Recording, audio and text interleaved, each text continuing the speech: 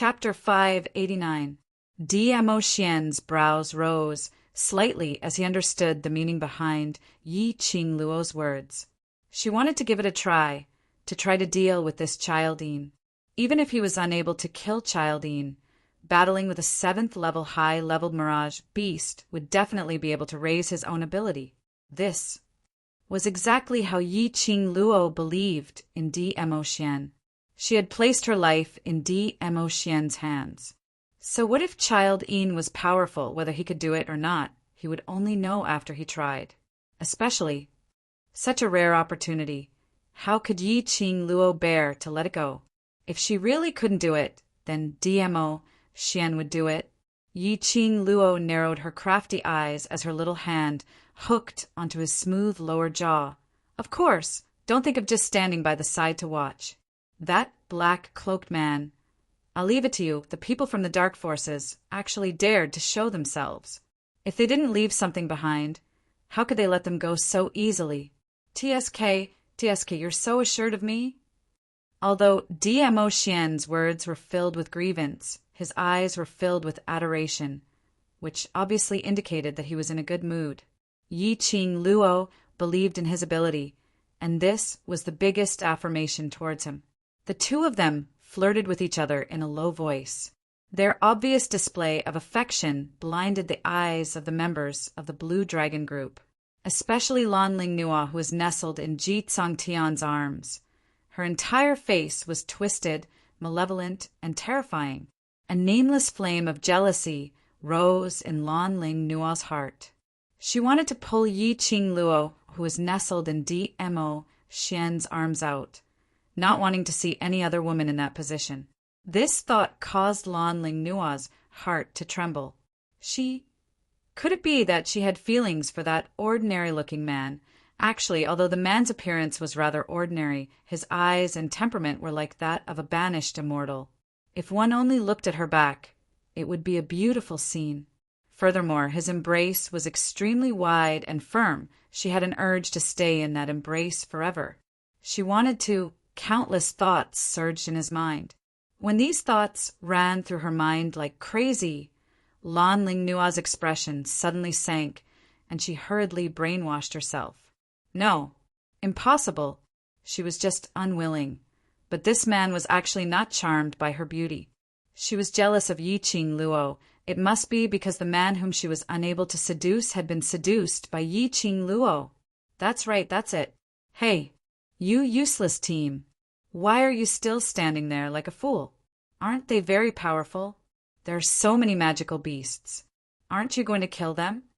Lan Lingnua screeched at Yi Qingluo's direction. Her beautiful eyes were filled with anger. Are we going to be trapped here with you bunch of trash today? We're going back to the academy tomorrow. If we don't make it back in time and break my excellent attendance record, I won't forgive you. At the mention of the academy, the other group members all started talking at once. Yes, tomorrow we have to go to the academy. We can't be trapped here. If our credits are deducted, we won't be able to graduate. Are we going to be trapped here today? Academy?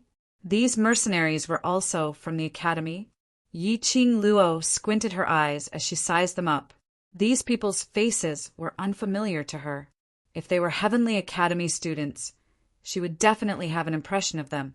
These people should be students from other academies. Indeed, Lan Lingnua stood up and stood on the huge rock, looking down at Yi Qingluo's direction. Chapter 590. We're all Heaven-class students in Lady Phoenix Academy, and if half of the students in the class don't make it back to the academy tomorrow, the academy will definitely investigate our whereabouts, and by then, our respective families will be alerted. Lan Lingnua's beautiful face revealed a smirk of arrogance. I advise you to escort us out of the magic beast forest safely. Otherwise, the minute the academy and families find their way here, you will absolutely not be able to bear the consequences. Hearing Lan Lingnua's words, Yi Qingluo almost burst out laughing. Who gave this fool such confidence? Who made this fool to be so arrogant? Stand out. She absolutely wouldn't slap her face. Sentence after sentence of threats. She really treated herself as something. As a woman, how could Yi Qing Luo possibly not tell that Lan Ling Nua's eyes which was unable to conceal? Jealousy? Yi Qing Luo really laughed out loud at this moment. She raised her eyes and stared at the man beside her as she shook her head, helplessly. This man's charm was unstoppable. He had already disguised himself into such an ordinary look, yet he was still able to capture the heart of Lan Ling Nua, who thought she was the most beautiful woman in the entire world. She had no choice but to admire Di-Mo Xian's charm. Di-Mo Xian put on an innocent look as he shrugged and shook his head. "I didn't do anything." "If you do anything, she will become even crazier." Yi Qing Luo's slender brows rose slightly as her charming eyes swept towards Lan Ling Nua. After some time, she revealed an arc which didn't look like a smile. This arc was filled with an icy chill. Following that, Yi Qing Luo placed her hands behind her back as she strolled towards Lan Ling Nua. That arrogant and condescending, imposing manner forced the surrounding Blue Dragon Group's members to open up a path. "Who do you think you are? The World Group is powerful and incredible, but if we don't kill these magical beasts, what can you do to us?" That devastatingly beautiful face was obviously smiling, but the words that she spat out made one feel as though they were in an ice house. Immediately after, Yi Qing Luo continued, "If you don't want to be trapped together with us, then scram out of our enchantment. If you don't want to break your academy's excellent attendance record, then scram out of our enchantment. As for your academy, your families, and whatnot, what has it got to do with us? Now I am suspecting that these magical beasts were attracted by your Blue Dragon mercenary group." Sentence after sentence was spat out from Yi Qing Luo's mouth icily. There was a hint of disdain in her eyes as she sneered. Her smile grew wider as she said, "Trash that relies on us to survive. Who gave you the guts to shout here?" The last sentence was said by Yi Qing Luo word by word, and it was directed at Lan Ling Nua. Anyone who dared to covet her, Yi Qing Luo's man, had to see if she agreed to it or not. She even dared to slander him time and time again. Did she really think that everyone had to love her? Yi Qing Luo had never talked about such feelings before, but in her understanding, the so-called love could not tolerate the slightest grain of sand. Between her and Di-Mo Xian, she would absolutely not allow anyone to come between them. Even if Di-Mo Xian didn't have any feelings for Lan Ling Nua and couldn't even remember what Lan Ling Nua looked like, but she wouldn't allow it. You could say that she was overbearing or selfish, but to her, feelings were just like that. You. Lan Ling Nua was choked by Yi Qing Luo as her face flushed red, as she was so stunned that she couldn't even say a single word of rebuttal. Lan Ling Nua was obviously standing on the huge rock, wanting to say that she was able to suppress Yi Qing Luo's arrogance by looking down at her. But at this moment, she was so intimidated by Yi Qing Luo that she started to tremble. Chapter 591.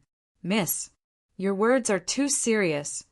Ji Tsangtian eventually couldn't bear to see his beloved woman being bullied by others as he went up to pull Lan Ling Nua into his arms. "Is it serious?" Yi Qing Luo gave a light laugh as her brows were filled with coquettish charm. "You who depend on us to survive, when you're arrogantly ordering us around, why don't you say it's serious?" Ji Tsangtian's words were dry as his face turned steely green. "Young lady, we are Celestial Phoenix Academy students, and I'm East Water Continent's Ji family's young master. Sister Nua is the East Water Monarch's sister. On account of our Ji family and the royal family's face, today's matter—" Before he could finish his words, he saw Yi Qing Luo raising her palm to stop his words.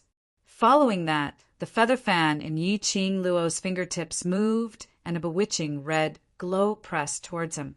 Ji Tsangtian had not expected Yi Qing Luo to make a move just like that, as he was stunned momentarily, and in his fluster, he hugged Lan Ling Nua as he turned around and leapt up.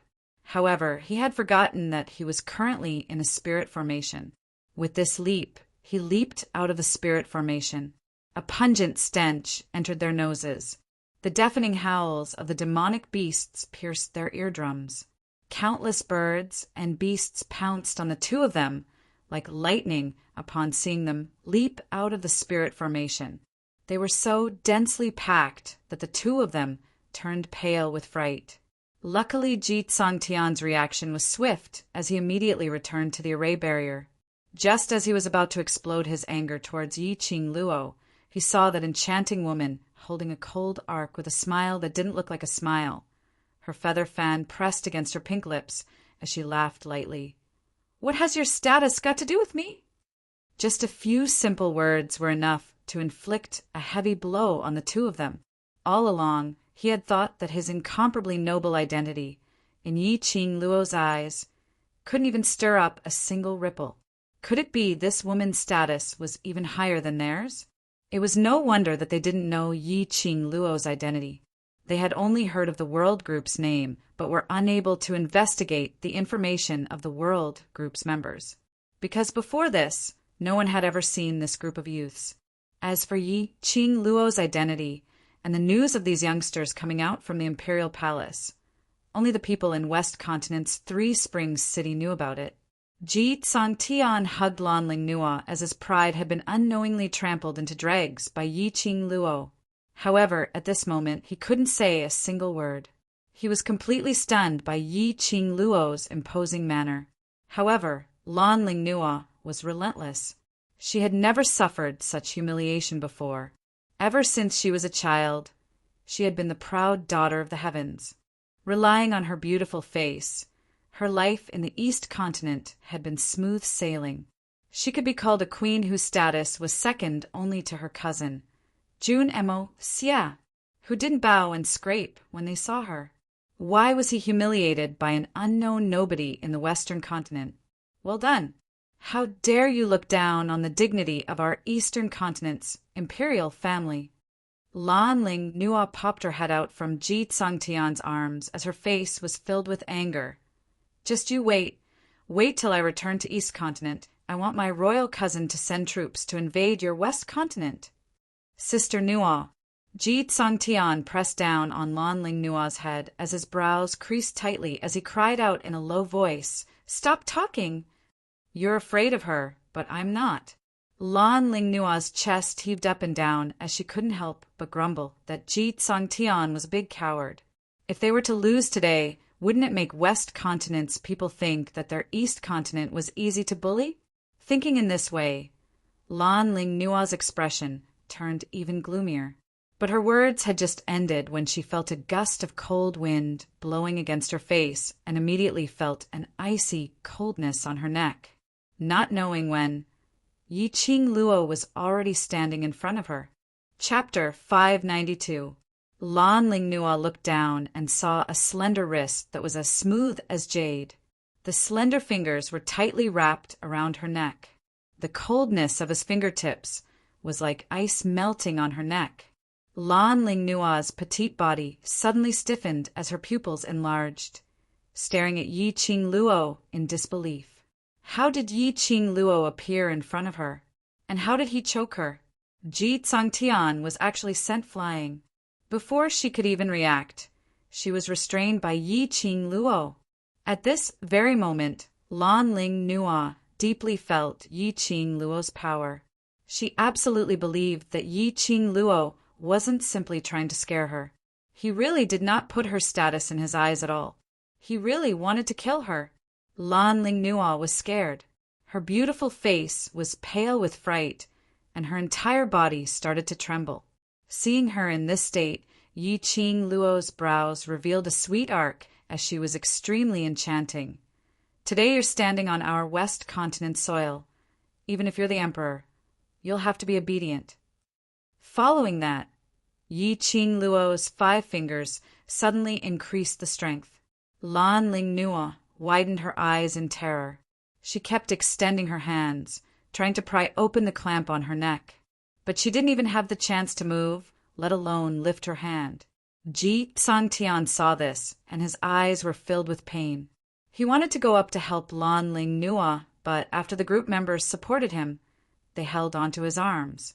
The arrogant and willful Lanling Nua indeed needed someone to take her down a peg. It was also time to let Lanling Nua know that not everyone should revolve around her. Either shut up or get lost, or I'll throw you out right now. Yi Qing Luo didn't have any protective feelings for the fairer sex, as she dropped the sentence and released her hand. Without Yi Qing Luo's support, Lanling Nua's entire person was like a pile of mud, softly lying on the huge rock. Her beautiful face was as pale as a sheet of paper, and there was even a hint of ashen. Filled with resentment, Lanling Nua didn't dare to speak another word.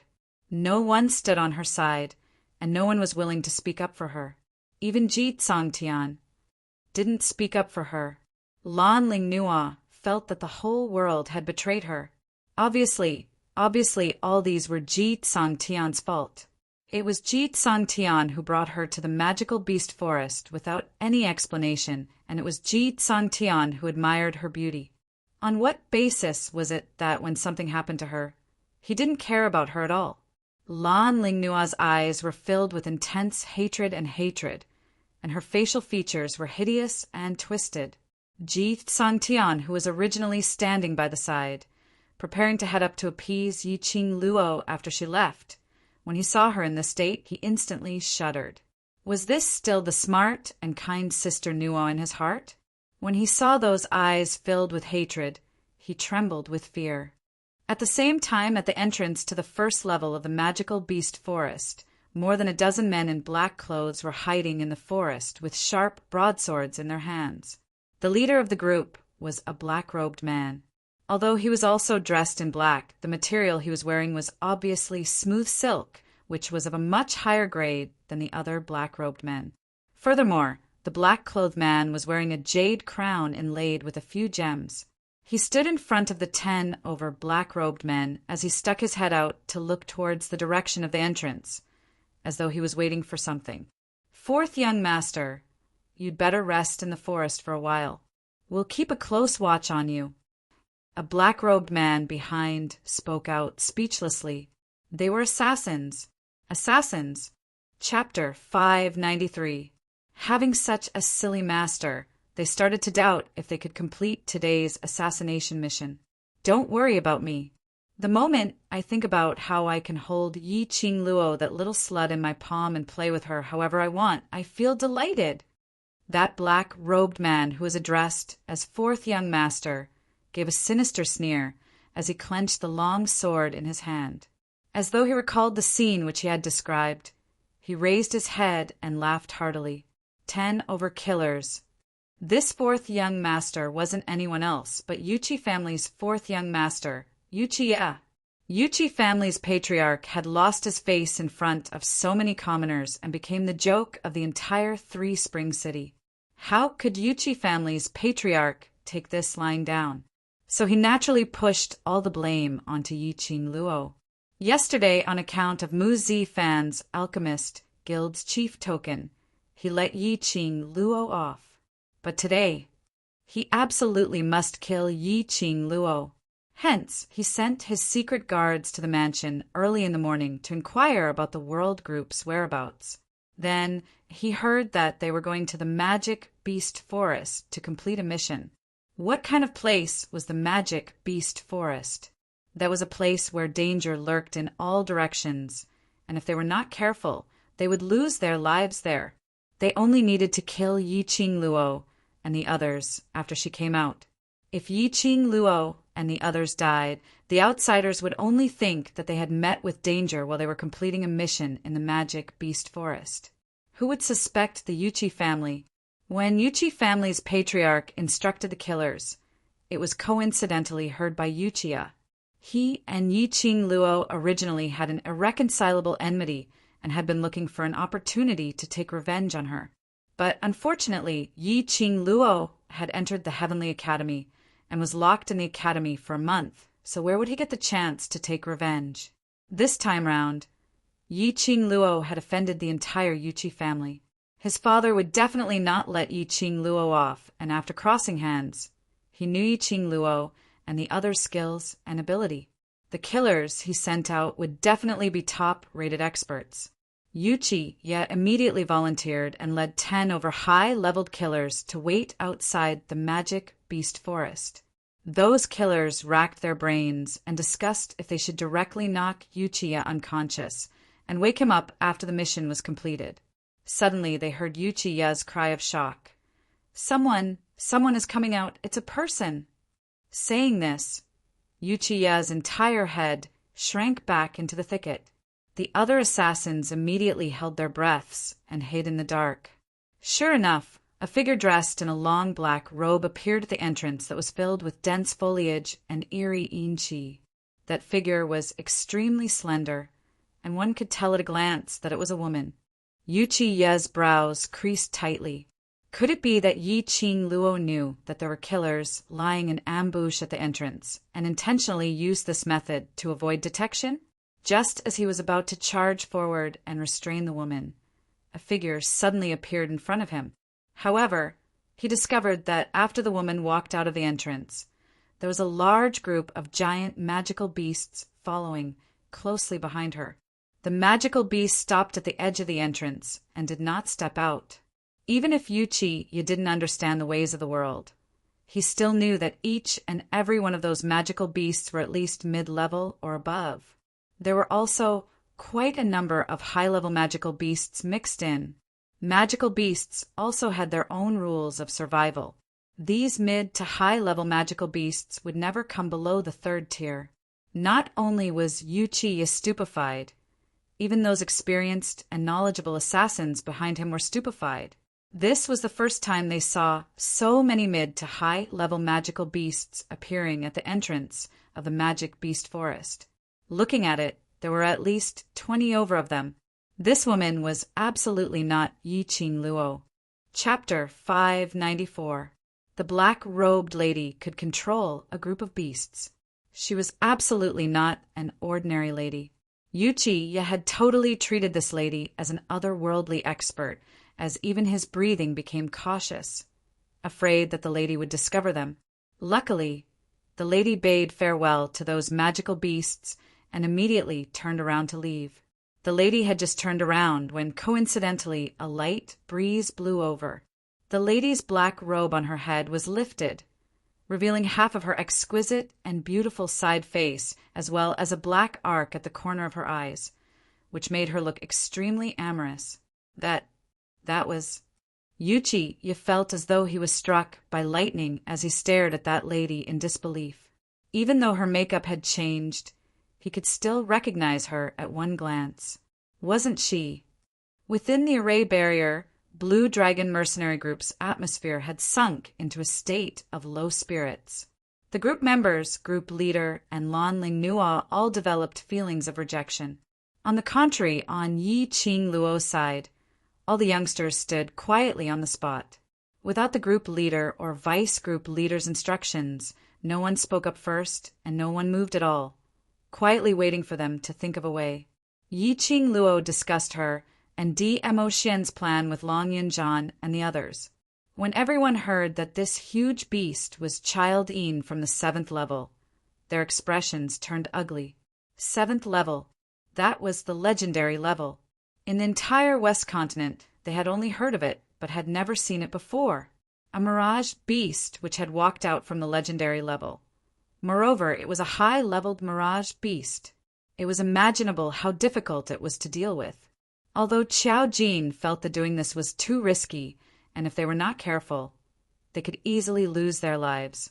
But in the end, he couldn't resist Yi Qing Luo's insistence. He took a look at the Overlord and realized that the Overlord didn't say a word with a calm expression, so he finally compromised. The Overlord valued Yi Qing Luo more than anyone else, and with him around, nothing would happen. After the few of them agreed, Yi Qing Luo then turned around and looked at those young faces behind her as she smiled faintly.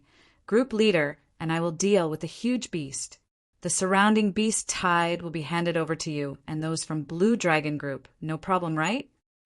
Although these words were said to the World Group's youngsters, but in actual fact, it was said for Blue Dragon Group's members. Ji Tsangtian was stunned as he turned his head to look outside the array barrier. Those fierce-looking magical beasts were slightly terrified as they hesitated, not daring to respond. These were magical beasts, batches of mid to high-level magical beasts. At least, there were over 100 of them. They could deal with 1 or 2. But with so many magical beasts, weren't they just sending themselves to death? There was no response from the other side, so how would Yi Qing Luo not understand what Blue Dragon Group was thinking? She sneered, "If you want to live, then rely on your own strength to rush out of danger. Otherwise, just wait to become the food of these magical beasts. The barrier can't last forever." Following that, Yi Qing Luo couldn't be bothered to interact with them any further, as she directly told the World Group's youngsters about some matters to take note of. For example, the surroundings were filled with trees. He could make use of the trees to nimbly avoid the demonic beasts before launching an attack. It was also commonly known as a kite. For example, although magical beasts had their own consciousness, they were still magical beasts. The figure that led the horde of beasts was no longer nearby, which meant that there was no one commanding these magical beasts. These demonic beasts were definitely attacking randomly. All they had to do was to attack the low-level magical beasts in an orderly manner, defeating them one by one, and disrupting the entirety of the magical beasts. These little tricks were easy to say, but how much they could comprehend would depend on the comprehension ability of these youths. Chapter 595. Child Yin's body was tall and sturdy, like a huge mountain. It sensed Yi Qing Luo and DMO Xian's appearance, or perhaps its target was the both of them. With a leap, it pounced towards them. This was as though a huge mountain was collapsing right in front of them. Yi Qing Luo and DMO Xian's gazes met, and the both of them flipped sideways at the same time. One struck towards Child Yin's head, while the other turned into a black shadow, and in a blink of an eye, it had already merged into the air. Yi Qing Luo's figure was outstanding as the feather fan on her fingertips kept on spinning, stirring up thousands of miles of wind as it shot out numerous silver wires, winding around Child Yin's head. Those few silver wires directly wound around Child Yin's neck, winding several rounds. Just as Yi Qing Luo was preparing to tighten the silver wires, she saw Child Yin's 2 huge and sturdy arms' muscles tensing up. A loud sound was heard as those iron wires directly broke apart. Boom, boom, boom! Child Yin's legs smashed heavily onto the ground. In a split second, the earth quaked and the mountain swayed as the ground started to crack, revealing many cracks. Even the people in the array barrier couldn't help but be affected. Everyone was shaken till they were on the verge of collapsing, almost falling out of the array barrier. Some of the surrounding magical beasts weren't able to evade in time as they fell right into the cracks which had opened up. Momentarily, the entire 5th level had sunk into unprecedented chaos. At this moment, Long Yunzhan and the others moved. Their movements were agile and their speed was extremely fast, like a bolt of lightning, as they charged towards Child Yin. Seeing the group leader and the other bosses starting to move, the World Group's youngsters remembered what Yi Qing Luo said earlier as they all started to join in the battle. Now was the best opportunity to attack. The ground kept on cracking. Those magical beasts' speed was fast and they had intelligence, but between the same species, there would always be cases of mutual biting and brawling. Not to mention that right now there were various kinds of magical beasts gathered together. Under the situation where there was no one to command them, the magical beasts sensed danger from the cracks in the ground and didn't care if the opposite party was a friend or foe. All they cared about was biting and killing. Magical beasts' desire to live was much stronger than humans. After Emo Han Shang dashed out of the enchantment, he speedily stepped on a magical beast which was stuck in a crack on the ground. With a wave of his long sword, he swiftly chopped off the magical beast's head. They had won morale for this battle with the demonic beasts. The youngsters in the World Group felt their blood boiling as their eyes brimmed with hope and determination of youth. This scene made the members of the Blue Dragon Group feel that the passion that had been extinguished by the mission and the development of the mercenary group seemed to have returned. He'd cultivated to become a profounder and joined a mercenary group because he wanted to become strong and prove his ability. Who doesn't have their own dream of being a hero? Looking at the fearless youths killing the demonic beasts in front of them in an orderly manner, Zhang Xian felt a chill run down his spine. In their hearts, a surge of passionate blood was rippling. Leader! Leader! Numerous group members turned their gazes towards Ji Tsangtian. They wanted to go out and fight. They wanted to leave the barrier and fight for themselves, for the mercenary group. That female group leader of the world group was right. If he wanted to live, he would have to rely on his own strength to rush out of danger and work hard to find an opportunity to survive. The barrier couldn't possibly last for an entire lifetime. Even if it could last for an entire lifetime, they couldn't possibly stay in the barrier forever, not going anywhere at all. Ji Tsangtian was the same. He naturally heard Yi Qingluo and the others' discussion. That huge beast was a high-leveled mirage beast which came from the 7th level. Even a sky mystic Overlord strong exponent was unable to kill it. Chapter 596. It was the same for the others. Didn't they know that a high-leveled mirage beast from the 7th level wasn't something that people like them could go against? No, they knew. They knew the dangers of going against high-leveled mirage beasts, but they still charged up without any hesitation, because they trusted each other, willing to attempt to cross hands with danger, willing to challenge the impossible. This was the true way of a strong practitioner. Ji Tsangtian recalled how he ridiculed the world group as a trash group, ridiculing Yi Qingluo and the others for only knowing how to chat leisurely while making his own group members do the mission. So he was extremely ashamed. Just as he was about to open his mouth, his chest was suddenly tugged by someone, and following that, he heard a lady's gentle voice trembling. "Don't go! Brother Tsangtian, don't go." Lan Ling Nua suppressed the anger in her eyes as she tried her best to put on a frightened look, as one hand hugged Ji Tsangtian's waist tightly. Her other hand was holding onto Ji Tsangtian's lapel as she buried her soft petite body into his embrace. She absolutely could not let Ji Tsangtian help that trash group. Recalling everything that Yi Qingluo had done to her earlier, Lan Ling Nua's heart was filled with rage.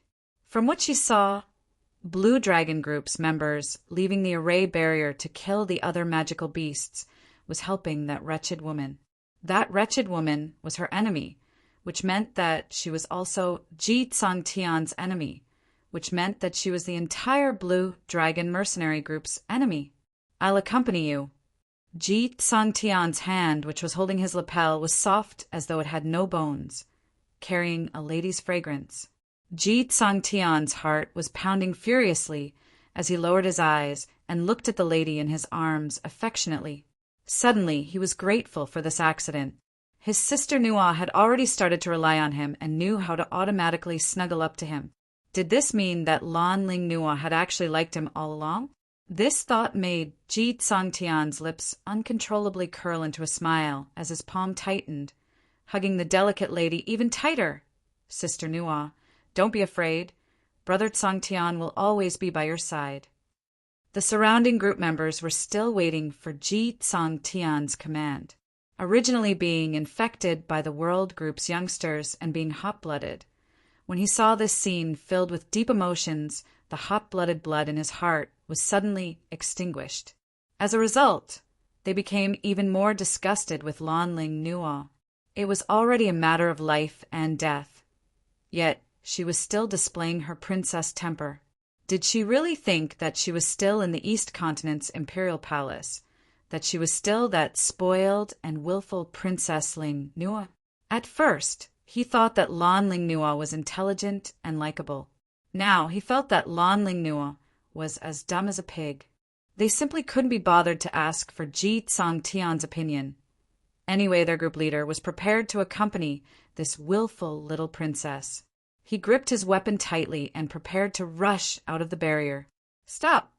Lan Ling Nua suddenly popped her head out from Ji Tsangtian's arms as she stared coldly at those group members. "All of you are not allowed to go." Stay here with me. Princess Ling Nua. Sister Nua! Group members and Jeet Songtian opened their mouths at the same time. The group members couldn't understand the princess's train of thought. They were flirting with each other here. Did they need someone else to accompany them? Jeet Songtian was astonished as his handsome brows creased slightly.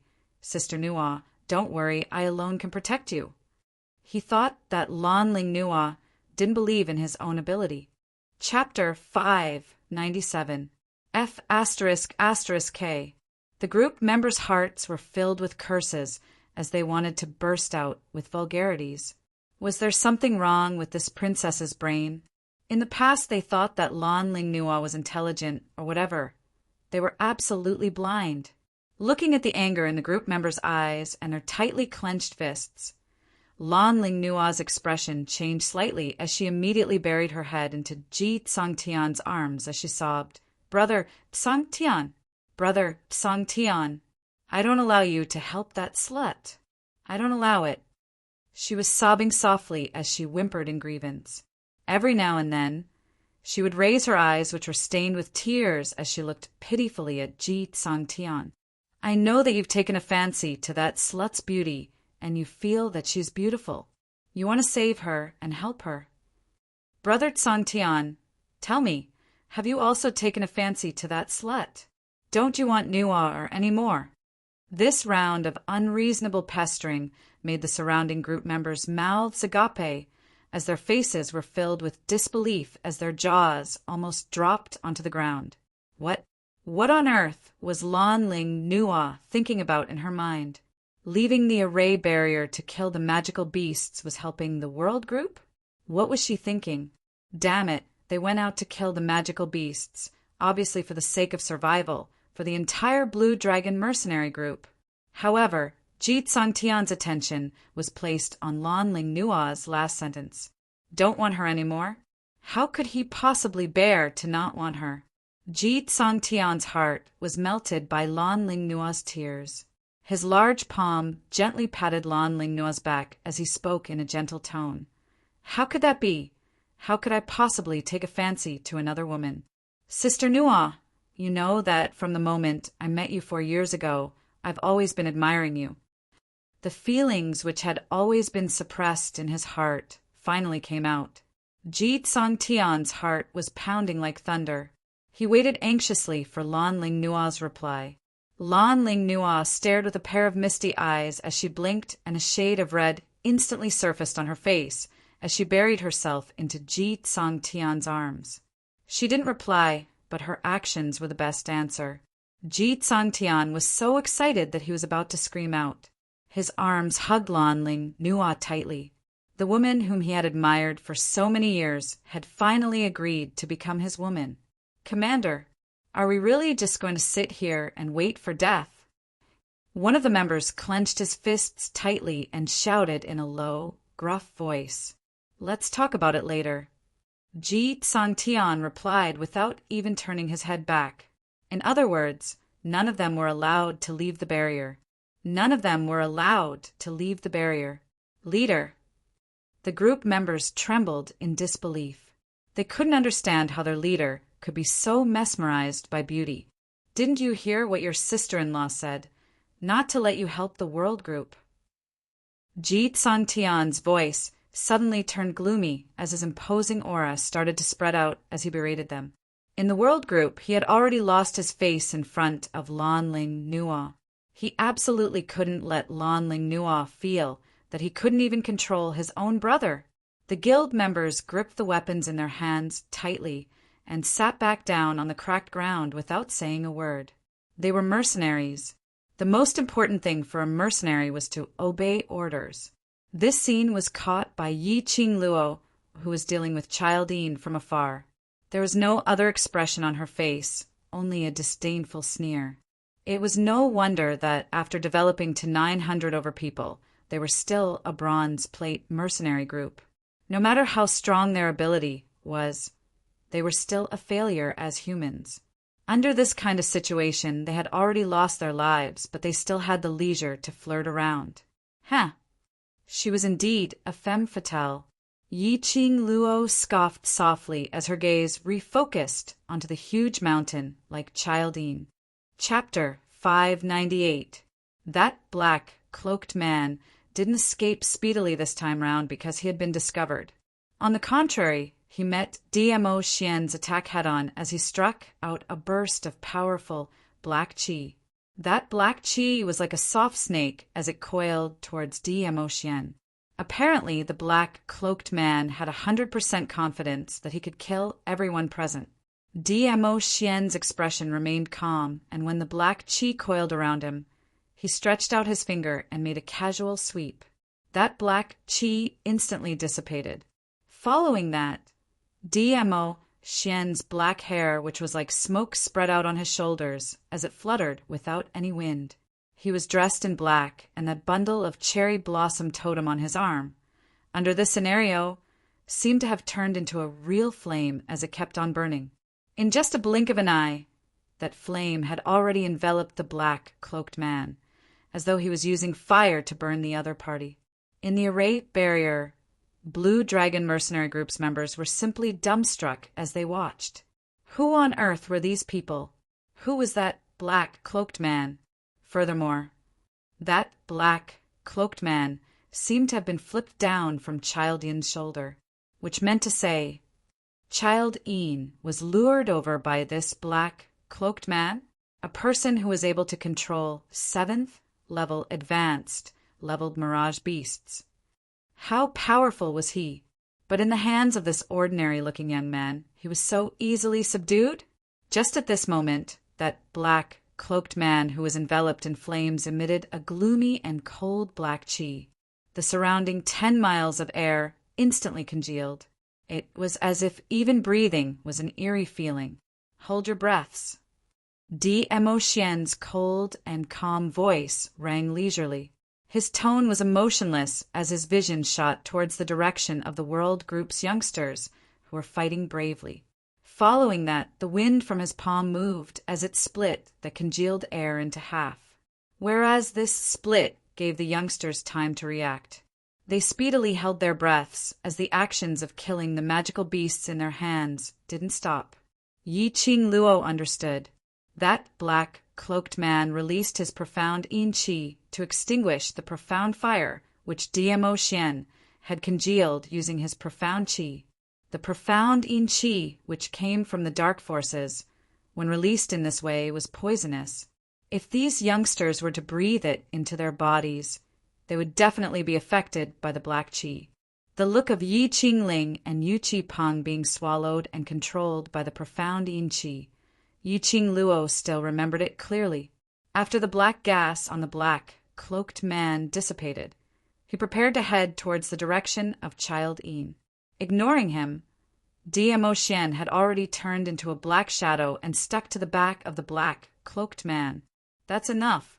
Just a few simple words were spat out from DMO Xian's mouth, and those youths whose faces were flushed red speedily started to pant heavily. However, from the beginning to the end, they had never cooperated with each other. This is what a team should be. Suddenly, someone beside him let out a sigh. The other members also followed that person's gaze and looked over. Instantly, his body stiffened and tensed up. Ever since the Blue Dragon Mercenary Group was established, they felt that they belonged to the same group. But after seeing the World Group's cooperation today, these group members finally understood what was called a team and what was called trust. Danger lurked in every corner, but they arranged for their men to disperse in an orderly manner. Moreover, they were extremely confident that their comrades would be able to obtain victory. They only went against their own target and wouldn't bother about the other target's actions, completely trusting their brothers. Every single one of them wasn't working hard for themselves, but for their brothers, for their team. Chapter 599. Outside the array barrier, those young figures were fighting bravely while bathed in blood. The ground was filled with magical beasts' corpses as blood flowed like a river. Their clothes had already been dyed red. Some belonged to the magical beasts, some belonged to them, and some belonged to their companions. Each and every one of them waved the weapons in their hands tirelessly. The way they cooperated well with each other to kill the magical beasts. Some were simple and violent, some were despicable and played dirty, and there were also. But no matter which one it was, their coordination rhythm would not be disrupted at all. Looking towards Yi Qing Luo's side, it was even more exciting.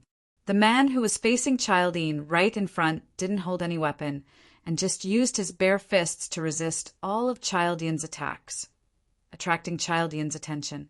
He kept on shifting his body, and his speed was extremely fast, but it just so happened to control Childine completely within the attack range of his other brothers. While he was moving, he kept on trying to find Childine's Achilles heel. The most shocking thing was the pair of azure blue eyes and that expressionless face. Looking at the right side, that young man who was holding a gold coin dart in his hands. Every single time the gold coin dart was waved, no matter how fast Childine's speed was, it would definitely leave some traces on Childine's body. Whereas that young lady behind Childine had exquisite and sweet looks as her lips curled into a smile, but her hands were holding onto a pair of crescent moon-shaped sickles as she waved them around in an overbearing manner. She kept on shifting and leaping, maintaining herself behind Childine as she waved her sickles, chopping fiercely onto Childine's back. Standing on Childine's left was a pink-robed young lady, as petite as an 11 or 12-year-old child. She was leaping and shuttling around Childine's body. Her pink dress was like a pink pair of wings as the bells on her wrist gave off a crisp ringing sound. That Lolita's sweet, expressionless face was in a daze, without any expression at all. Those two pink furry balls on her long dress had now turned into 1,000 caddies' heavy iron hammer, becoming her weapon, and it could be retracted as she wished. It was obviously just an ornament, but when the furry ball swept past, it crashed into a thick and sturdy big tree, directly chopping that big tree into two. What shocked these group members the most was the lady standing in the air above Childine. She held a red feather fan in her hand, and every time she waved it, the feather fan would turn into blazing flames as profound chi was released, turning into thousands of sharp blades as they covered the sky and covered the earth as they shot towards Childine. Immediately after, numerous silver threads entangled Childine once again. There was a faint smile on her beautiful face from beginning to end. However, her pair of charming eyes reflected a piercingly cold light.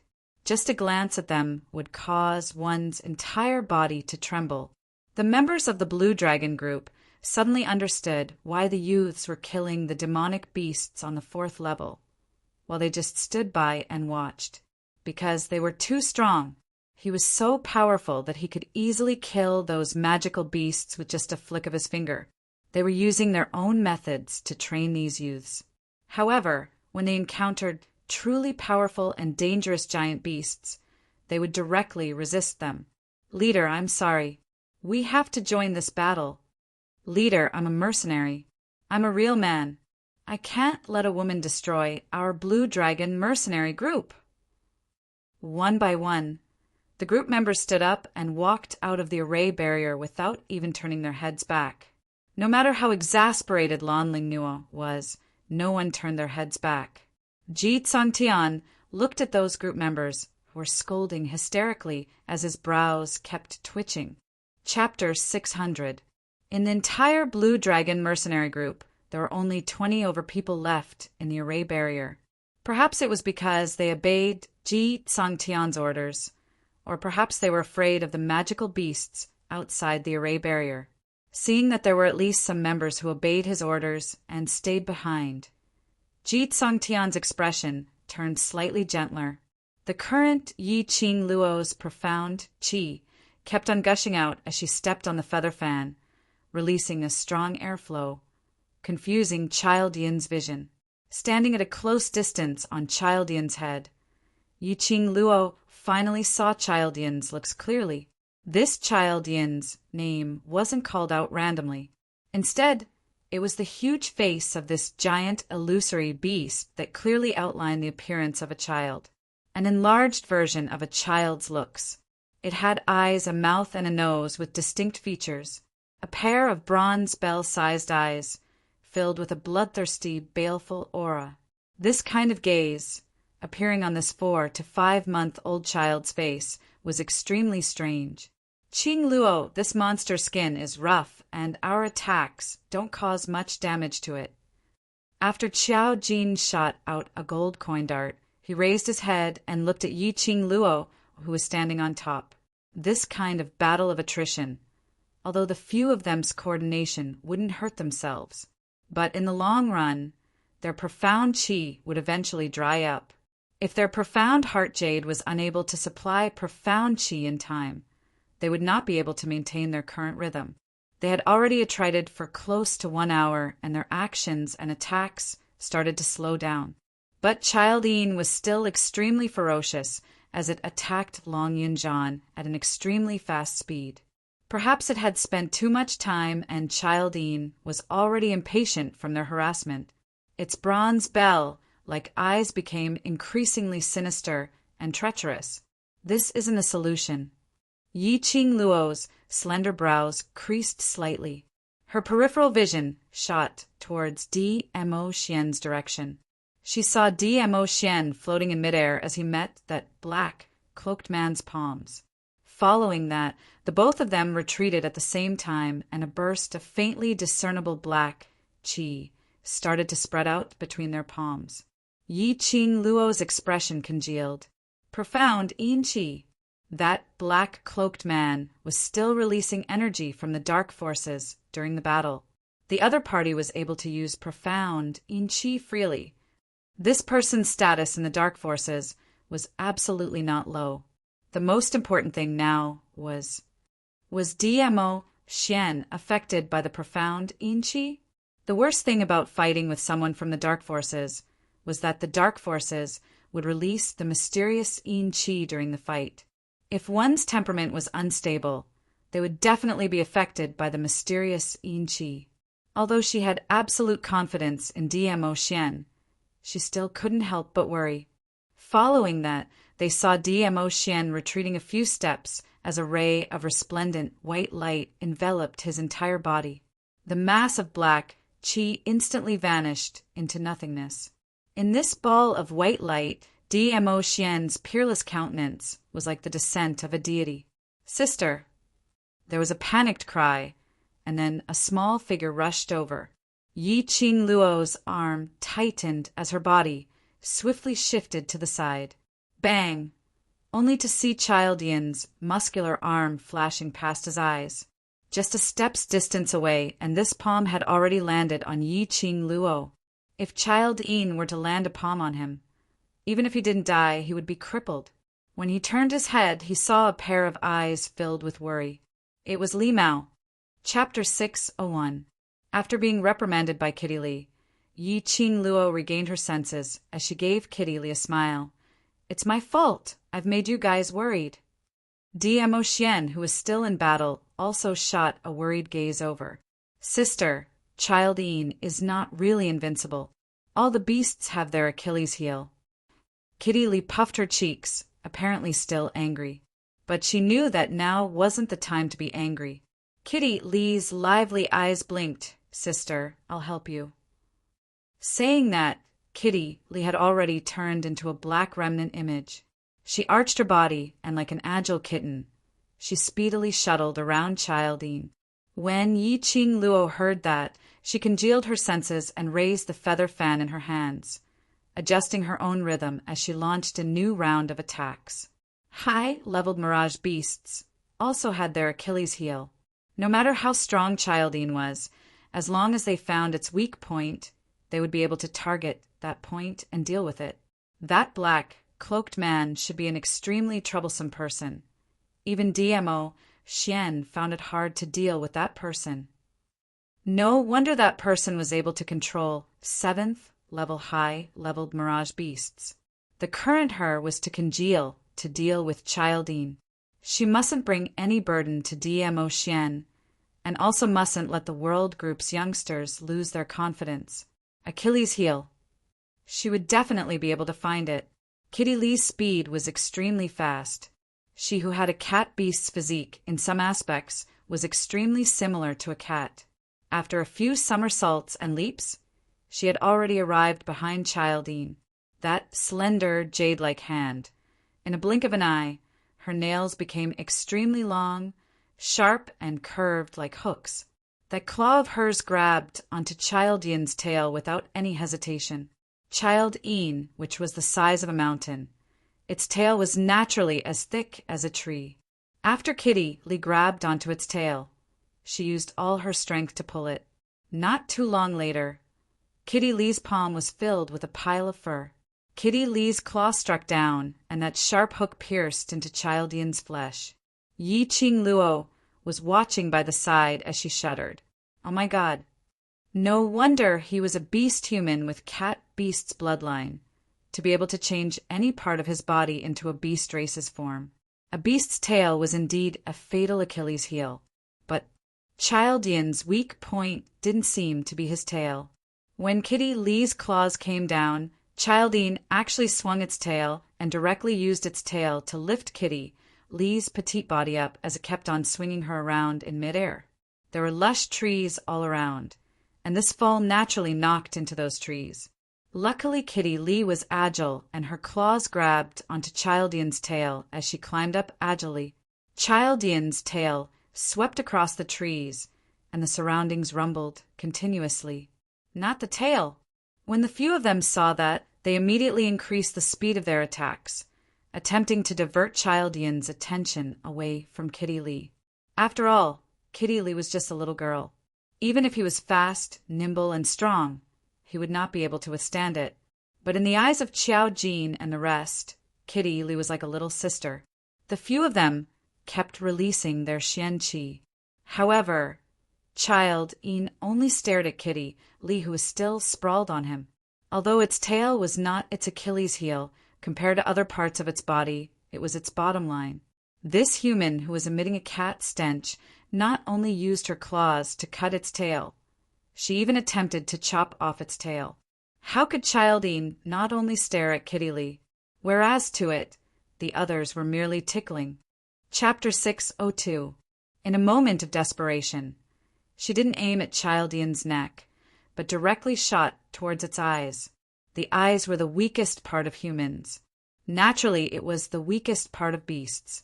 Yi Ching Luo didn't believe that this Childine was so powerful that it could train its entire body into an impenetrable copper and iron wall. Childine's attention was focused on Kitty Lee. It was because it was overly confident of itself, so towards Yi Ching Luo's attack it had no reaction at all. Those strands of silver threads kept on revolving, like silver needles, as one after another shot directly into its copper bell-sized eyes.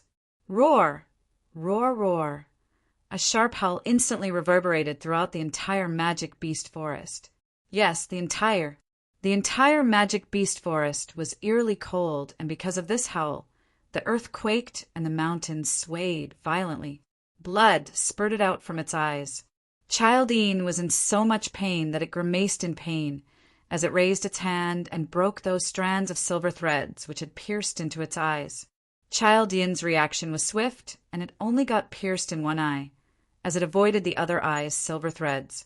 While Childine was howling in pain, Kitty Lee speedily leapt down from its body as she returned to Yi Ching Luo's side. Roar, roar, roar, roar! A fierce roar that was filled with raging anger rang out. That eye, which was filled with blood, was scarlet red. The other eye was also emitting scarlet fury. These people had completely infuriated it. The ground shook as the mountains shook. Following Childine's howl, those magical beasts which were battling with the other youngsters all started to howl as well. In a split second, the entire forest was filled with waves of magical beasts' howls. One after another, it was especially ear-piercing. Yi Ching Luo's body, which was suspended in midair, suddenly swayed as she almost fell down. She couldn't help but creased her brows tightly as her slender hand covered her chest. A fishy sweetness surged up her throat, as though it was about to gush out from her mouth. Lass, circulate your profound jade heart's profound chi Protect your heart meridians. By her ear, old man Tsang's anxious voice rang hazily. Yi Qing Luo took a deep breath as her eardrums felt a piercing pain. Not only her, quite a few of the youths around him had already vomited blood from the howls of the magical beasts. These magical beasts were all mid to high-level magical beasts. Coupled with a high-level mirage beast, if they howled in unison, it would be easy for a low-level profound practitioner's internal organs to rupture and die from this howl. Brothers, protect your heart. Yi Qing Luo heaved a sigh of relief and reprimanded in her delicate voice. But after this howl, Yi Qing Luo was like a puppet with a broken string, falling straight down from the sky. Fortunately, Kitty Lee was by his side. As a beast man, she was not affected by the howls of the beasts. She speedily supported Yi Qing Luo, and her hand, which had already returned to normal, gently placed on the back of Yi Qing Luo's hand, which was pressing on her chest. Cat! Yi Qing Luo was surprised.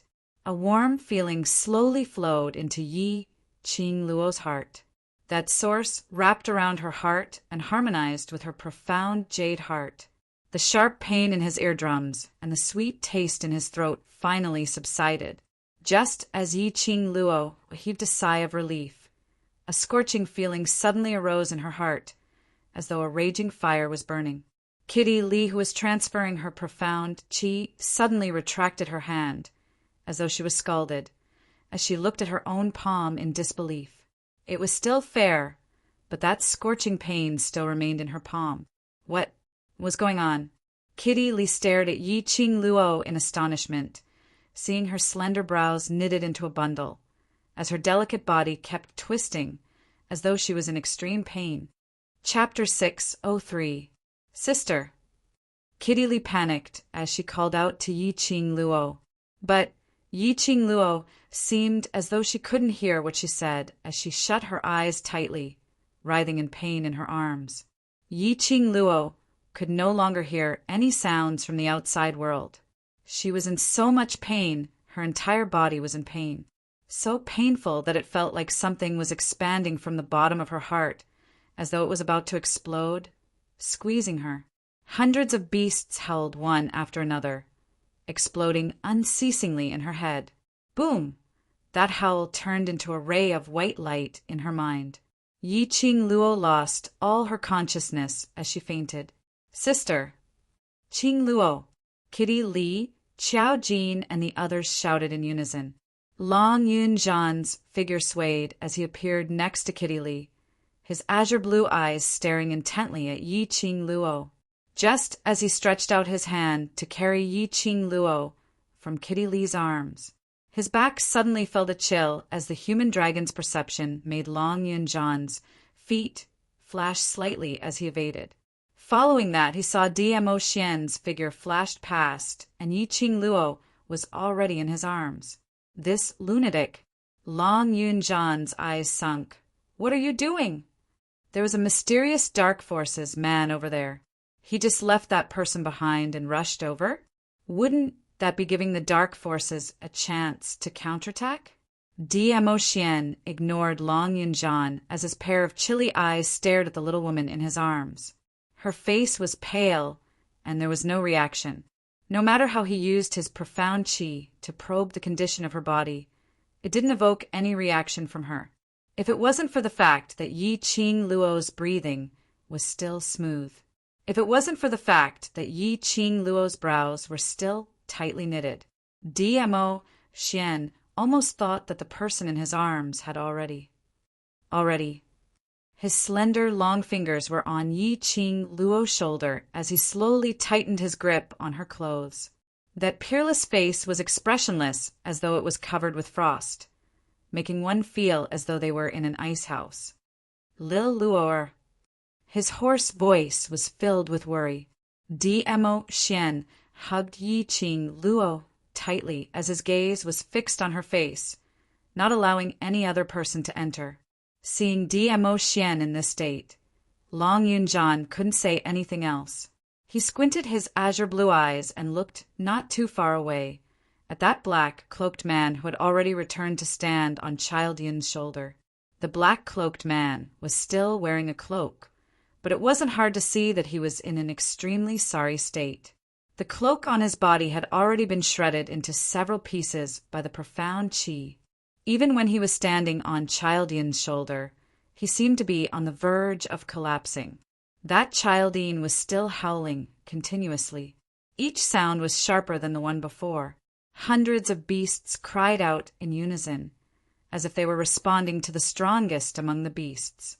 Dmo Xian's thoughts were all placed on Yi Qing Luo. The enchantment suddenly disappeared.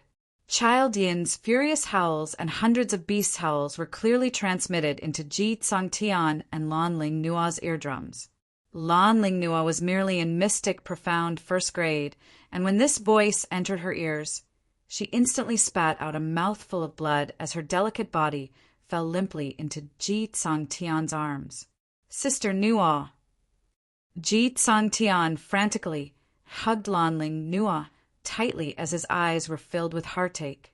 As for those group members who sat by the side and listened to his orders, not leaving the barrier, other than obeying his orders, it was also because their profound grades weren't high and their abilities weren't high, so they were afraid of death, which was why they stayed behind.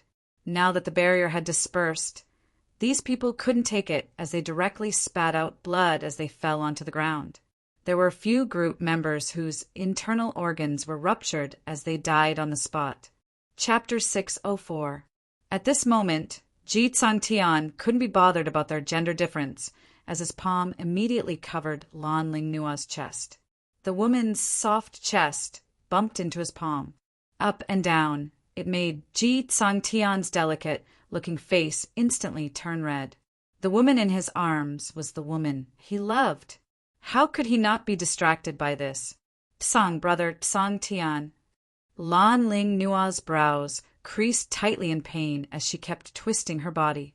She was unable to avoid those continuous beast cries, so she could only seek help from Ji Tsangtian.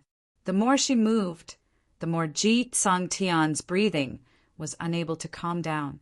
He forced himself to hold on to his will and transmitted his profound qi to protect Lan Ling Nua's heart meridian.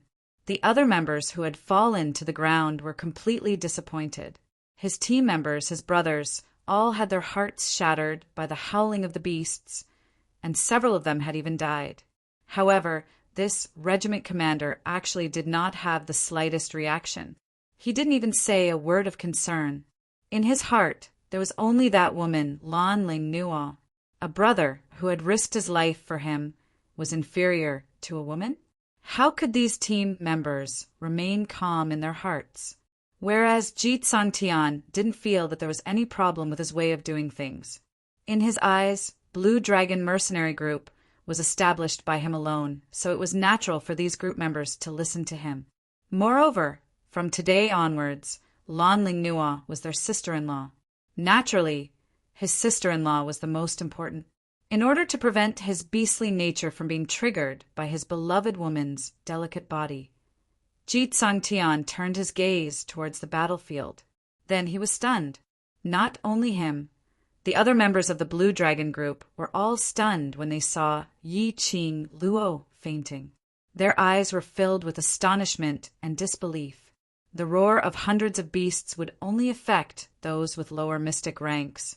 Those who were able to reach the 5th level were mostly in the mystic profound realm and above. He wasn't affected much. In the hearts of these group members, these youngsters in the world group were all top-notch prodigies and experts. However, when the 100 beasts cried out, at least half of the 60-odd people were affected. That also meant to say that at least half of the world group's youngsters were mystic, profound, grade 5 and below. How was this possible? These youths had a tacit understanding of each other and were ruthless. Moreover, they were able to deal with the high-level magical beasts with ease. No matter what, his profound rank should be above the members of the Blue Dragon group. What shocked them the most was Yi Qing Luo. Ever since the incident of snatching that bear beast's corpse, Blue Dragon group's members had already treated Yi Qing Luo as a goddess-like figure. She was strong. He was strong enough to command this powerful mercenary group. Otherwise, how would Yi Qing Luo dare to deal with a high-level mirage beast from the 7th level? That was a high-level magical beast, and it was from the 7th level. But unexpectedly, Yi Qing Luo's profound grade was only at the mystic profound 4th grade. This rank in the Blue Dragon mercenary group wasn't the lowest mystic rank, but he definitely couldn't be considered as an expert and could only be placed in the reserve team as a substitute member. But they had no choice but to admit that even if it was Ji Tsongtian, the group leader, personally going up against Yi Qing Luo in a one-on-one battle, I'm afraid Ji Tsongtian wasn't able to gain any advantage. In the group members' hearts, the feeling towards Yi Qing Luo was not something that could be described with the word admiration. The current Yi Qing Luo hadn't really fainted. It was pitch black in front of her, and a ray of white light flickered, piercing Yi Qing Luo's eyes. She wanted to rub her temples, rubbing her glabella to ease the intense pain, but her body wasn't able to move. Her 4 limbs seemed as though they were shackled, as they were extremely stiff. Chapter 605. Her heart was burning like a raging fire. Yi Qing Luo was in unbearable pain. Was she afraid of pain? No. In the past, she had endured the pain of having her flesh cut into her bones and didn't make a sound.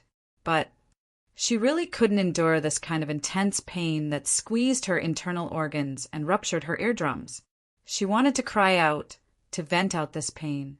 But not only was her body unable to move, even her mouth and throat seemed to be glued. Lass, quickly condense your breath. Stay awake. In her ears, Old Man Tsong's voice seemed to be mixed in with the cries of the beasts. Old Man Tsong kept shouting and shouting, but Yi Qing Luo couldn't hear clearly. Old Man Tsong repeated it over and over again. After a long time, Yi Qing Luo pieced together a complete sentence from the few fragmented words in his words. Yi Qing Luo braced her willpower and followed Old Man Tsong's words, trying hard to condense her breath. Lass, the mother of the profound jade heart, is by your side. You only need to control the profound jade heart in your body. The rest, you can only rely on yourself. Old Man Tsong's words made Yi Qing Luo very puzzled. The mother of the profound jade heart? Wasn't it Dmo Xian? Dmo Xian was by her side?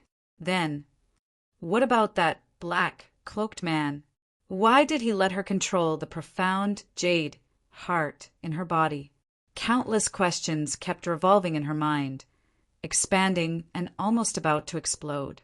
Yi Qing Luo couldn't think any more. A surge of heat surged in her heart and instantly swallowed her consciousness. Ah! A mournful scream overflowed from Yi Qing Luo's mouth. Qing Luo! Sister!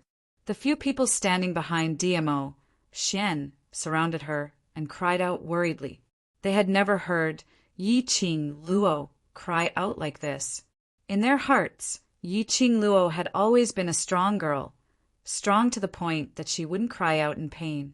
Today, when they heard her scream, everyone's heart seemed to be strangled by something. Breathing was difficult.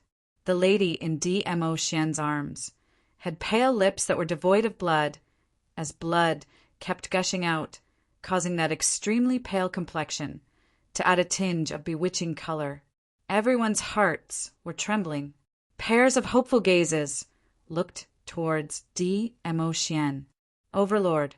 He was like a deity, everyone's hope at this moment. The legend of the Nirvana realm, the legendary man. He definitely had a way to save Yi Qing Luo. Dmo Xian lowered his eyelids, his curved eyelashes casting a shadow below his eyes. Then he slowly raised his head and looked at Kitty Lee. Look at her. His eyes were filled with a thick chill. Kitty Lee trembled as she subconsciously walked over and took over Yi Qing Luo, who was in Dmo Xian's arms. The Dharch! Qiao Jin realized what Dmo Xian wanted to do and immediately called out to him. But Dmo Xian seemed as though he couldn't hear his voice as he flew towards Child Yin's direction. Qiao Jin chased a few steps forward, but ultimately still stopped. The Overlord had pampered Qing Luo in the palm of his hand. Seeing Qing Luo in such a state, the Overlord's heart felt worse than anyone else. He wanted to take revenge for Qing Luo. The howls around them continued. Long Yunjian congealed his senses as he took a deep look at Yi Qing Luo.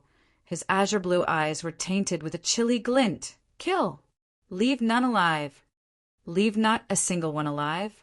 Were they going to massacre the 5th level, all the magical beasts who had taken part in this battle? Blue Dragon Group's members all felt that these youngsters had gone mad.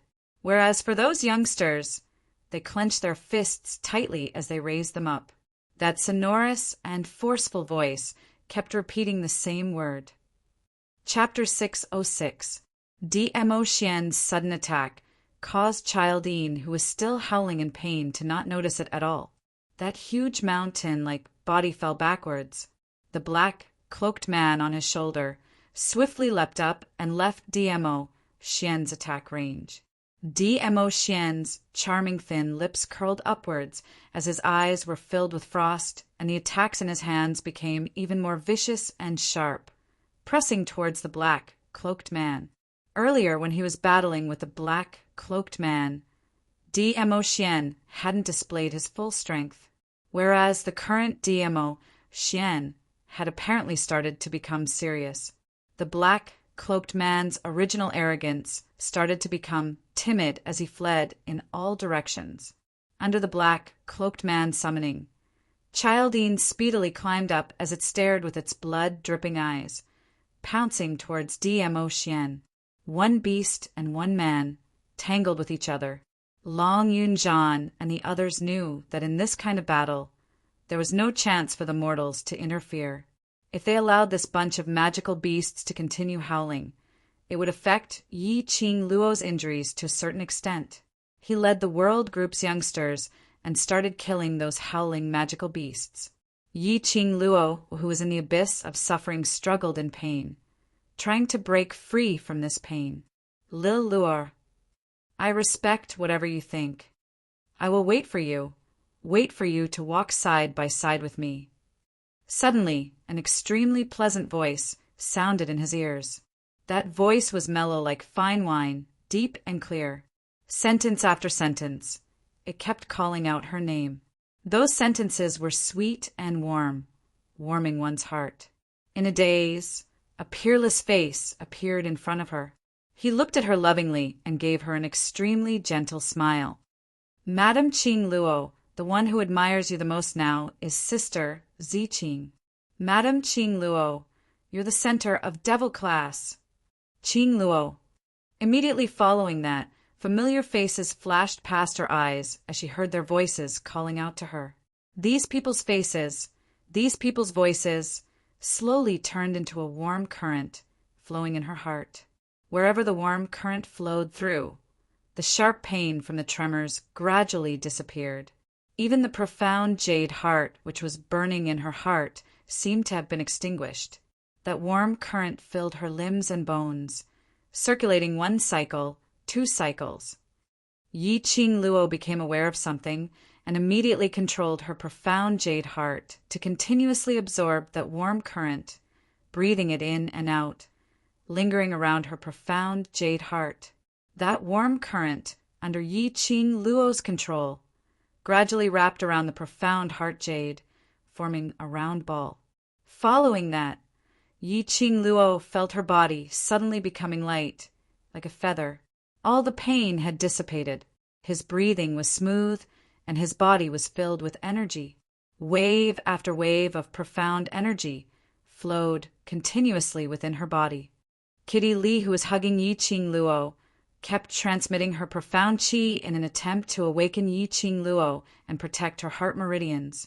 However, the profound energy that was transmitted seemed to have fallen into a bottomless abyss, and it didn't receive any response at all.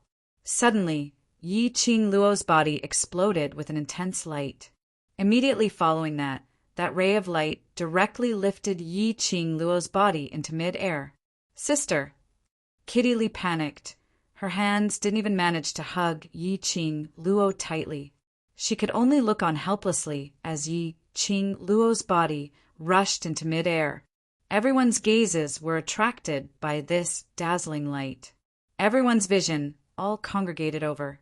The lady who was in deep sleep was surrounded by a violent force, as it kept dancing the lady's long hair which had fallen onto her shoulders. Her fine black hair danced, as though it was floating in a dream. Chapter 607. The crowd looked at the lady in midair in astonishment. All the profound qi and the dazzling light surged towards the direction of Yi Qing Luo's wrist. Faintly, cherry blossom-like totems could be seen on that slender wrist, which looked extremely flirtatious. What was going on? The youngsters looked at this scene in disbelief. By right, so much profound qi was encircling Yi Qing Luo's surroundings. This should be the trend of her advancing. But these profound qi were not like ordinary cultivators who advanced, which was surging towards the cultivator's profound jade heart, but towards the wrist? While the crowd was puzzled, the black-cloaked man who was dealing with DMO Xian was in a sorry state with injuries all over his body. The cloak on him had long been damaged, leaving only a veil which covered his entire face. That black-cloaked man had also noticed the situation over here. On seeing the cherry blossom totem on Yi Qing Luo's wrist, he turned stiff. That was impossible. How could it be in Yi Qing Luo's hands? The black-cloaked man stared at that cherry blossom totem in disbelief, as a biting cold glint flashed past his eyes. Chi! After a slight sound came to his ears, the black-cloaked man felt a sharp pain in his chest. The black-cloaked man lowered his eyes and saw a burst of profound qi penetrating through his body from his chest.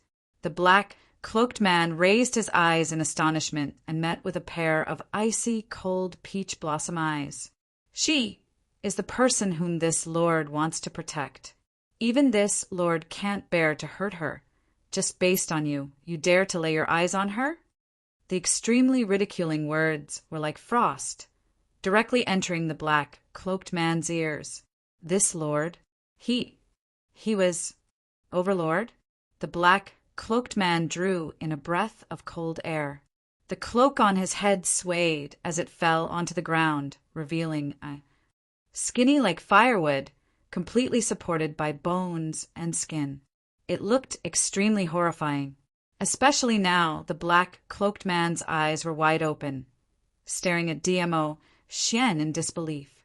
It was like a pair of eyeballs staring straight at DMO Xian. Only a dead person will keep all secrets. Following DMO Xian's cold voice, the black-cloaked man's body fell straight down without any signs of life. DMO Xian retracted his hand and turned his gaze towards Yi Qing Luo, who was floating in midair as his brows creased slightly. He was afraid that something big was going to happen. His little Luoer, he had to grow up quickly. The profound qi which encircled Yi Qing Luo's body and a dazzling light sped up the encirclement frequency, constantly mixing and colliding. Not long after, all of the profound qi had been absorbed into his wrist. Just as that ray of light disappeared, Yi Qing Luo, who was suspended in midair, suddenly opened her eyes. Those dazzling, star-like eyes shot out a powerful, sharp blade. A powerful airflow revolved around her body. Even the air seemed to be rippling. Mystic Profound 4th grade. With a single leap, he directly advanced to Mystic Profound 8th grade. Here it comes again. The youngsters in the world group had already turned numb from being dumbstruck. Motherf ****. It was another level skipping promotion. Their Madame Qing Luo was just too valiant. Was it really that easy to advance now so casual? Whereas those members of the Blue Dragon group were completely dumbstruck. Were they dreaming? They had never heard of anyone being able to advance by 4 grades in a row. The only time they had heard of skipping promotion was 100 years ago. That genius from Three Springs sect, who was from Yellow Profound 5th grade to 7th grade. No one was like Yi Qing Luo. Chapter 608. Childine. Yi Qing Luo gave a delicate cry as she stepped into the air, and the strong airflow beneath her feet kept on spreading. Her charming eyes were filled with chilly intent as she stared straight at Childine as she roared furiously, "Come fight!" Saying that, she shot up into the sky like an arrow leaving the bow. Roar, roar! Childine's eyes revealed a murderous glint as it stared at this audacious human who dared to pierce its eye. The other eye, which was still intact, was filled with a scarlet, murderous intent. Yi Qing Luo gave a cold laugh as she clenched her feather fan tightly and launched her attack. The profound qi, which revolved around the feather fan, and that intense whirlwind, was on a totally different level from before, especially that agile silver thread which covered the sky and earth as it entangled. There was no place to hide at all. Wave after wave of attacks, Yi Qing Luo simply became braver as she fought. Childine kept on howling as it avoided Yi Qing Luo's attacks. But the current Yi Qing Luo's speed was much faster than before. Childine couldn't react at all, and in just a short moment, its body was already filled with big and small wounds. Some of its skin and flesh even started to ooze blood.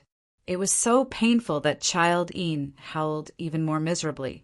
Under Long Yunjan's lead, the surrounding magical beasts had been slaughtered, and there were still 20 over of them. These magical beasts were facing such a swift and fierce team, so how could they follow Childine to howl out?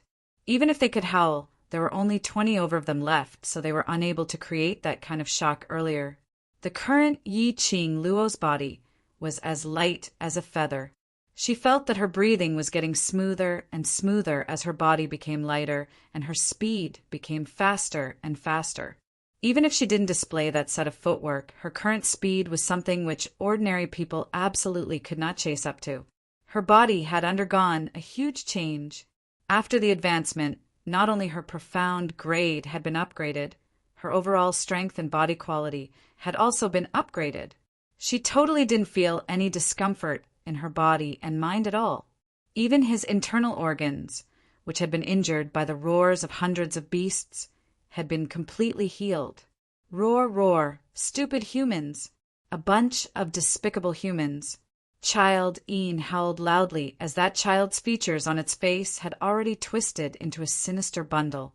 Its thick arms kept waving and slapping around.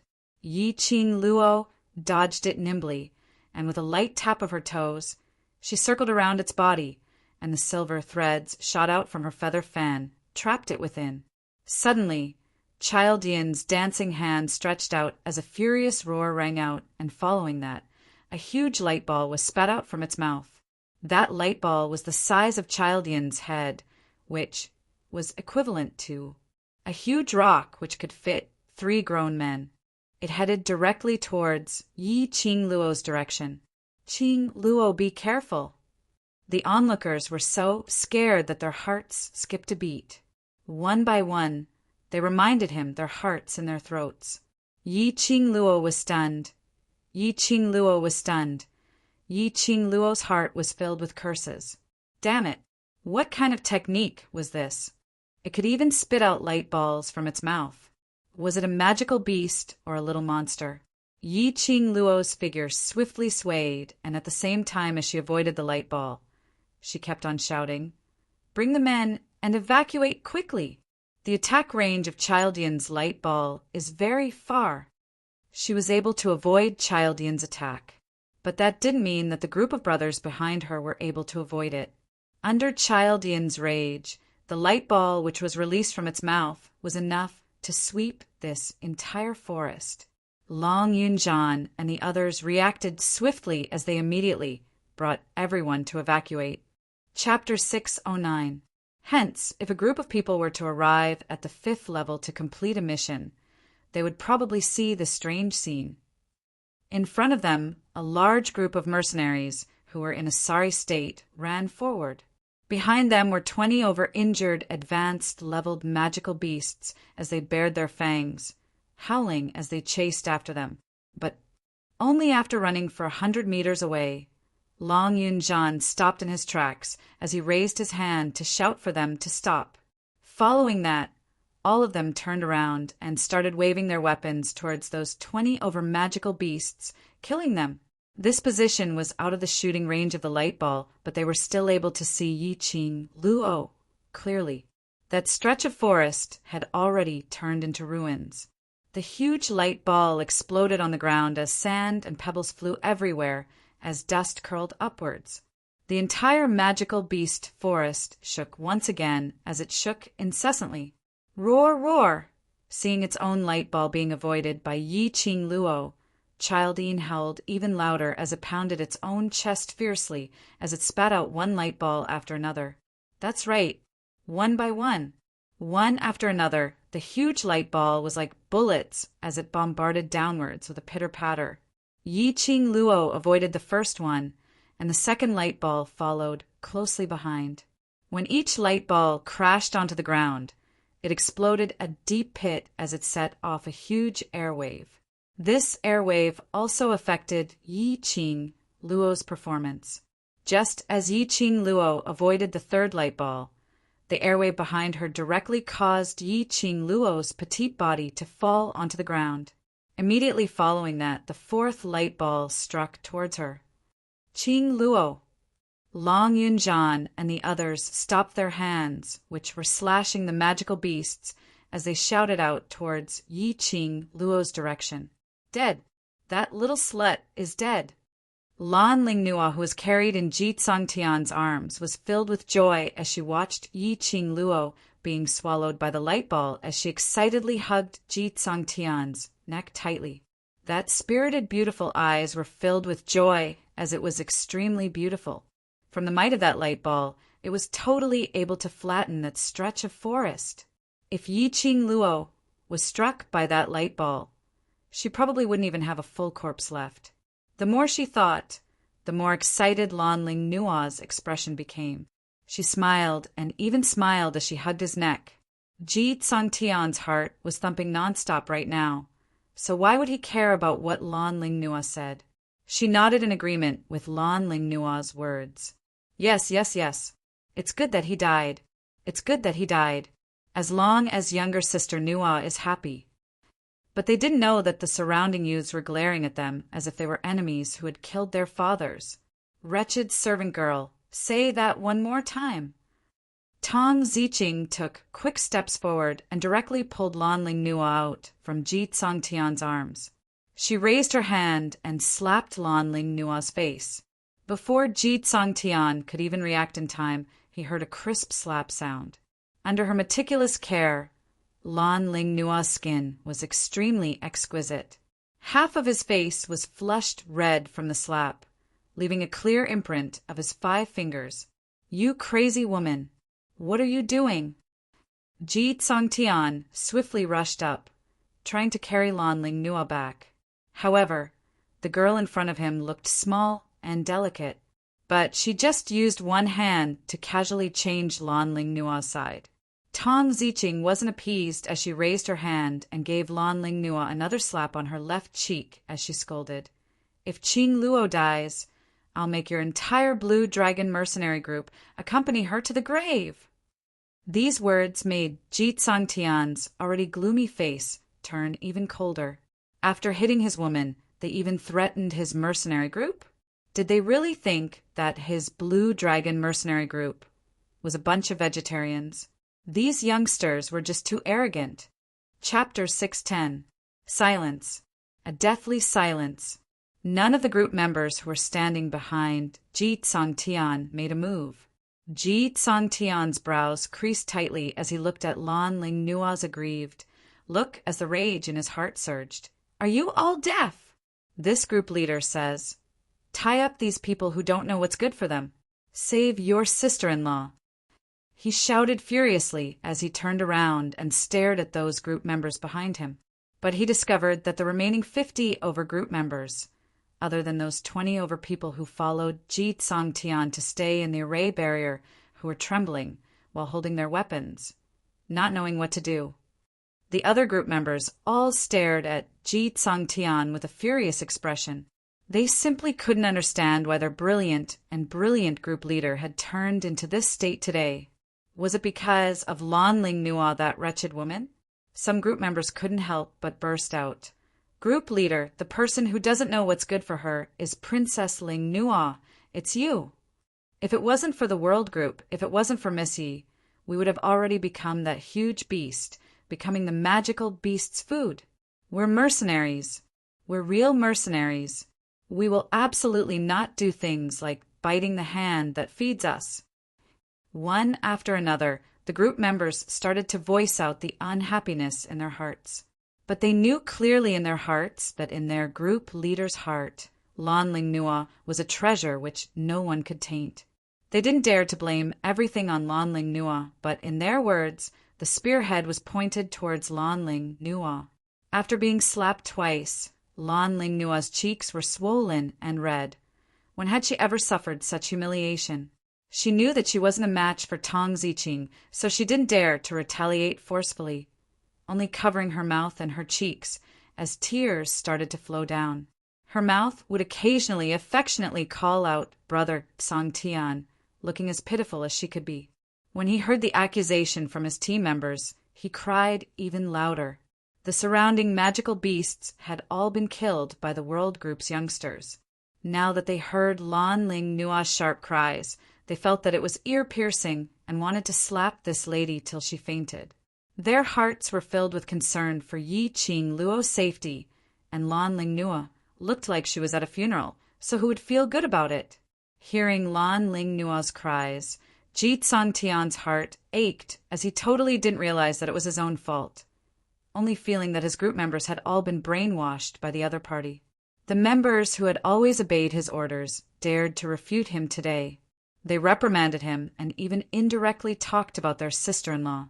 If they hadn't been brainwashed by the other party, how could his members have become like this? Good, you guys. You dare to resist my orders? You want to join their team, right? Fine, I'll fulfill your wish. Ji Tsangtian directly tore down the group leader's badge from his chest. The other group members realized what Ji Tsangtian wanted to do, and their expressions instantly changed. Ji Tsangtian was trying to make them leave the Blue Dragon group. All of them were Blue Dragon group's elite team, and Ji Tsangtian was willing to disregard their many years of brotherhood just for a woman? These members were completely disappointed. All of them clenched their fists so tightly that their veins popped out. The way they stared at Lan Ling Nua was as though they were looking at a vixen who could bring calamity to the country and people. Quickly look. Xiao Jin stared at Yi Qing Luo's direction as a glint flashed past his eyes as he cried out in joy. The World Group's youngsters weren't in the mood to appreciate this farce. Chapter 611. Only to see two figures appearing indistinctly in that dazzling light. It was Dmo Xian. That tall figure, under the pull of the dazzling light, projected a long shadow. Yi Qing Luo was embraced in his arms. Dmo Xian walked out from the light ball in an unhurried and steady manner. The air billows behind him blew up their sleeves and their black hair, whereas Dmo Xian was still calm and composed as he walked slowly. The World Group's youngsters suddenly felt their eyes turning moist. They stared at the two people in the light as their suspenseful hearts finally calmed down. And Ruo Pan and Kitty Li were already crying out loud. Luckily nothing happened to their Qing Luo. Luckily the Overlord was by their side. Roar! Childian's eyes widened as it looked even more ferocious. Light balls started to spew out from its mouth. Once again, these two despicable humans actually dared to look down on it, and even dared to turn their backs against it. Childian howled, and that fat body, which was like a mountain, trembled, and following that, an endless stream of light balls were released. This time round, the attack range had obviously expanded. It wanted to annihilate the entire 5th level. Long Yunjian reacted in time as he swiftly called for everyone to leave at the fastest speed possible. Xian! Yi Qing Luo hooked onto Dmo Xian's neck as the both of them exchanged glances, and immediately the corners of their lips twitched meaningfully. Following that, Yi Qing Luo's peripheral vision shot a glance at Childine as she leapt up from Dmo Xian's arms. Dmo Xian followed closely behind her. Two figures floated in midair as they faced that light ball which kept on exploding. The white light flickered as though it was a dream. Under this white light, the duo's peerless, devastatingly beautiful faces became even more spirited and handsome. Yi Qing Luo's black robe was dancing in the strong wind, like a budding rose, a rose in the dark night. Yi Qing Luo's feather fan spun a few rounds on her fingertips as a ray of red light was released from the feather fan, turning into a biting cold wind blade as it met the light ball head-on and struck back. The light ball surged, and this wind blade was extremely powerful. The two forces were stuck in midair and collided with each other. Gazing at Yi Qing Luo's increasingly sweet and exquisite side profile under the white light, Dmo Xian's gaze turned gentle as his lips curled into a smile. His palm moved, and a vigorous energy wrapped around the wind blade that Yi Qing Luo created. Yi Qing Luo's profound energy was already on par with those light balls. Now, with the addition of Dmo Xian's profound energy, those light balls were immediately pushed back. Child Yin was extremely infuriated as he howled and hammered his chest before jumping up agilely to avoid the light ball that was coming back at him. With a leap, it pounced towards the two people floating in the air.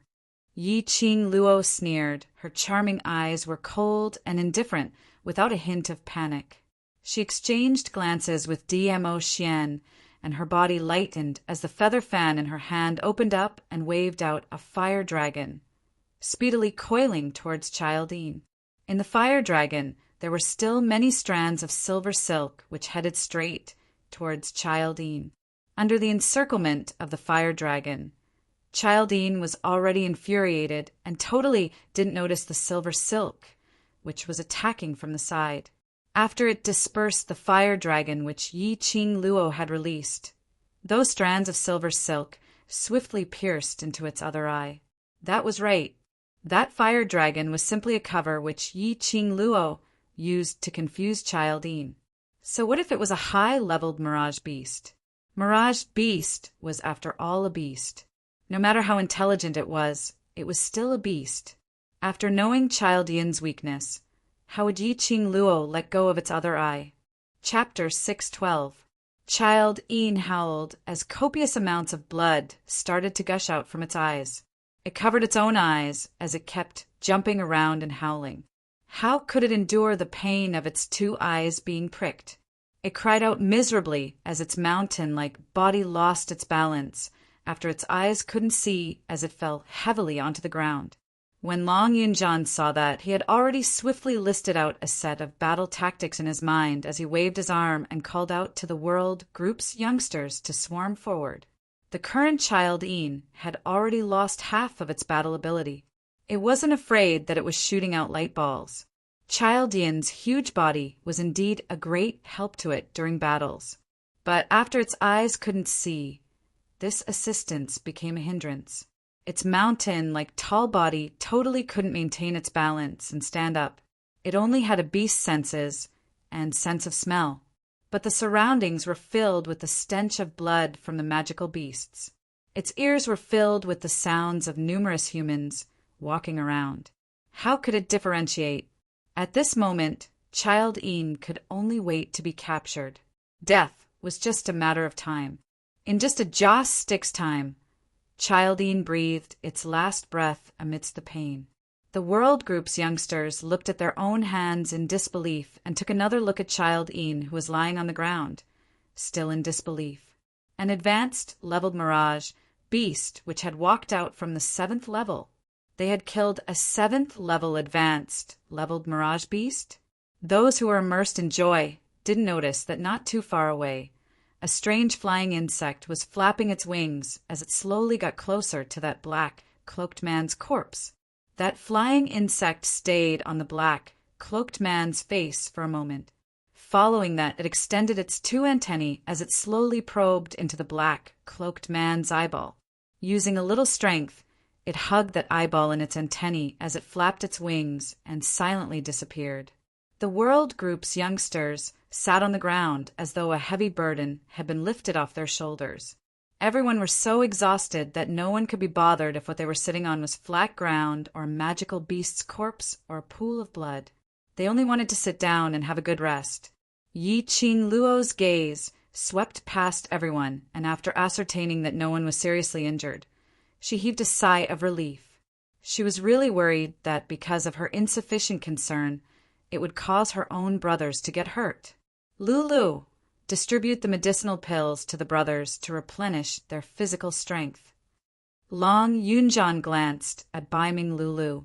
Baiming Lulu nodded, took out a palm-sized jade bottle from her bosom, and began to distribute the medicinal pills one by one. This was the medicinal pill which Yi Qing Luo had discussed with Baiming Lulu last night to prepare. These elixirs were low-grade elixirs that could only replenish one's strength. Generally speaking, Yi Qing Luo didn't advocate the use of this medicinal pill. After all, an expert could not completely rely on elixirs. There would always be a time when one would run out of medicinal pills, and there would always be a time when one would forget to bring medicinal pills. It was extremely important for an expert to know how to adjust his body's constitution and quickly replenish his stamina so that he could focus on the next battle. Yi Qing Luo asked Baiming Lu to bring it along as a backup. This was an accident. He had not expected that a 7th-level Childine would appear in the 5th level. The youths must have exhausted all their energy. Thinking of that slender figure which she saw among the group of beasts, Yi Qing Luo's heart had an uneasy premonition. For safety's sake, it was better to maintain his strength. There would always be accidents in everything. After she finished distributing the medicinal pills, Yi Qing Luo took a look at the Blue Dragon Group's members who were sitting by the side with an ugly expression, and then looked at Ji Tsangtian, who was coaxing the lady in his arms. Chapter 613. Baiming Lulu lowered her head and took a look at the medicine bottle in her hands as she unwillingly pursed her lips. Towards Lan Ling Nua's earlier performance, she already bore a grudge against Lan Ling Nua. Although the medicinal pill in her hands was merely a low-grade medicinal pill, but even if it was just a stalk of grass, Baiming Lulu wasn't willing to give it to the Blue Dragon mercenary group. Lulu, Yi Qing Luo shook her head at Baiming Lulu. Baiming Lulu pouted her lips as she felt displeased, but she understood that Yi Qing Luo's decision naturally had her own reasons. She held onto the medicinal bottle as she walked over unwillingly. Lan Ling Nua was nestled in Ji Tsangtian's arms, enjoying Ji Tsangtian's gentle care, and on seeing Baiming Lulu holding the medicine bottle over, her expression instantly turned unhappy. Are you trying to poison us? I'm telling you, our Blue Dragon mercenary group will absolutely not take your things. The group members who originally stood up and were preparing to receive the medicinal pills instantly froze in midair. The polite smiles on their faces also froze. After all, previously Ji Tsangtian wanted to kick them out of the Blue Dragon group because of Lan Ling Nua. Now that Lan Ling Nua had spoken out, the group members didn't know whether to receive or not to receive the medicinal pills, making it rather awkward. The youngsters in the World group, who had swallowed the energy replenishing medicinal pills, all stood up from the ground as they gripped the weapons in their hands tightly, wishing that they could charge up and chop that woman into pieces. Earlier Lan Ling Nua's delighted look towards Yi Qing Luo's death had completely infuriated the World Group's youngsters. If it wasn't for Yi Qing Luo who stopped them, they would absolutely teach Lan Ling Nua a lesson. Take it. Baiming Lulu suppressed the displeasure in her heart as her willowy brows creased slightly as she arrogantly stuffed the medicinal pills into the group members' hands. Lan Ling Nua suddenly pushed Ji Tsangtian aside as she stood up. You guys are definitely up to no good. Trying to poison us? No way. Lan Ling Nua not only hated Yi Qing Luo, she also hated everyone in the World group. From what she saw, these ladies who got close to the Blue Dragon group were all trying to climb onto Ji Tsangtian, trying to snatch her man. Even if she didn't like Ji Tsangtian, but Ji Tsangtian could only like her. Lan Ling Nua's gaze unknowingly fell onto that man who surrounded Yi Qing Luo and asked about her well-being. his eyes filled with adoration. Her 5 fingers, which were hanging by the side of her body, curled up tightly one by one. All the men should be surrounding her. Ji Tsongtian paid full attention to Lanling Nua, so naturally he saw her little actions.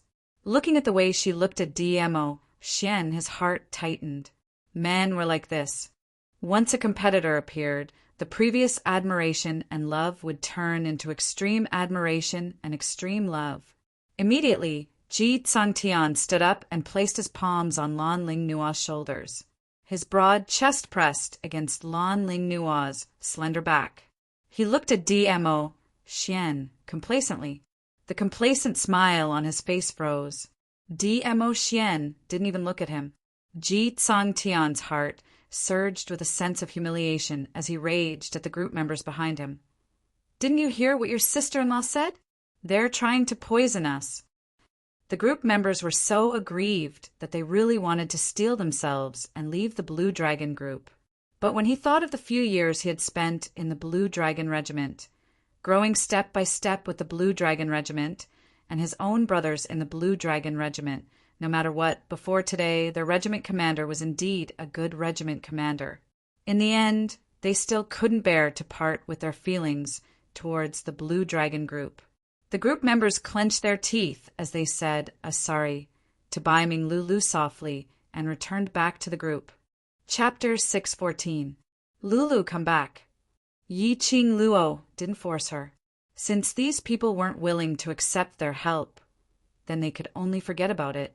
Yan Xiaoyi's spirited eyes were filled with rage as she clenched her fists tightly. Qing Luo, there's simply too much. That slut only knows how to stir up trouble. Isn't she just jealous that sister's prettier than her? Li Mao's lips curled upwards in disdain.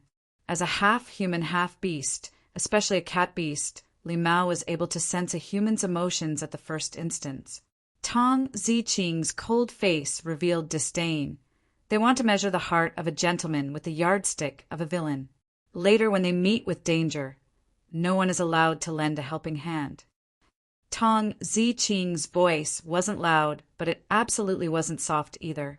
These words, which were filled with disdain, were clearly transmitted to Blue Dragon Group. Lanling Nua gave a cold harumph. Who needs your help? As for you guys, don't cry to us for help. Blue Dragon Group's members all looked at Lanling Nua as though they were looking at an idiot. Was there really nothing wrong with this princess's brain? Earlier in that dangerous situation, their 100 brothers were now left with 40 over people. If it wasn't for the World Group's youngsters, none of them would be left. They had already walked on the edge of life and death, and she still hadn't realized the current situation? Human nature was like this. When you liked someone, no matter what the other party said or did, you would feel that what he said or did was right. Whereas when you really hated someone, no matter what he said or did, it would be a capital word. And oh, Shen, previously because of Ji Tsongtian, they felt that Lanling Nua was as beautiful as a goddess. But now, because of Ji Tsongtian, they felt that Lanling Nua was a source of trouble. 50 overbrothers' deaths were all caused by Lanling Nua. Yi Qing Luo now completely believed in Lanling Nua's princess identity. Damn it, her princess illness was beyond cure. A bunch of idiots, medicinal pills poured out from the same bottle. We can eat it, but to them it's poison, her. Qiao Jin spat out fiercely. Each of you speak less. Long Yunjian, who had replenished his physical strength, slowly opened his eyes.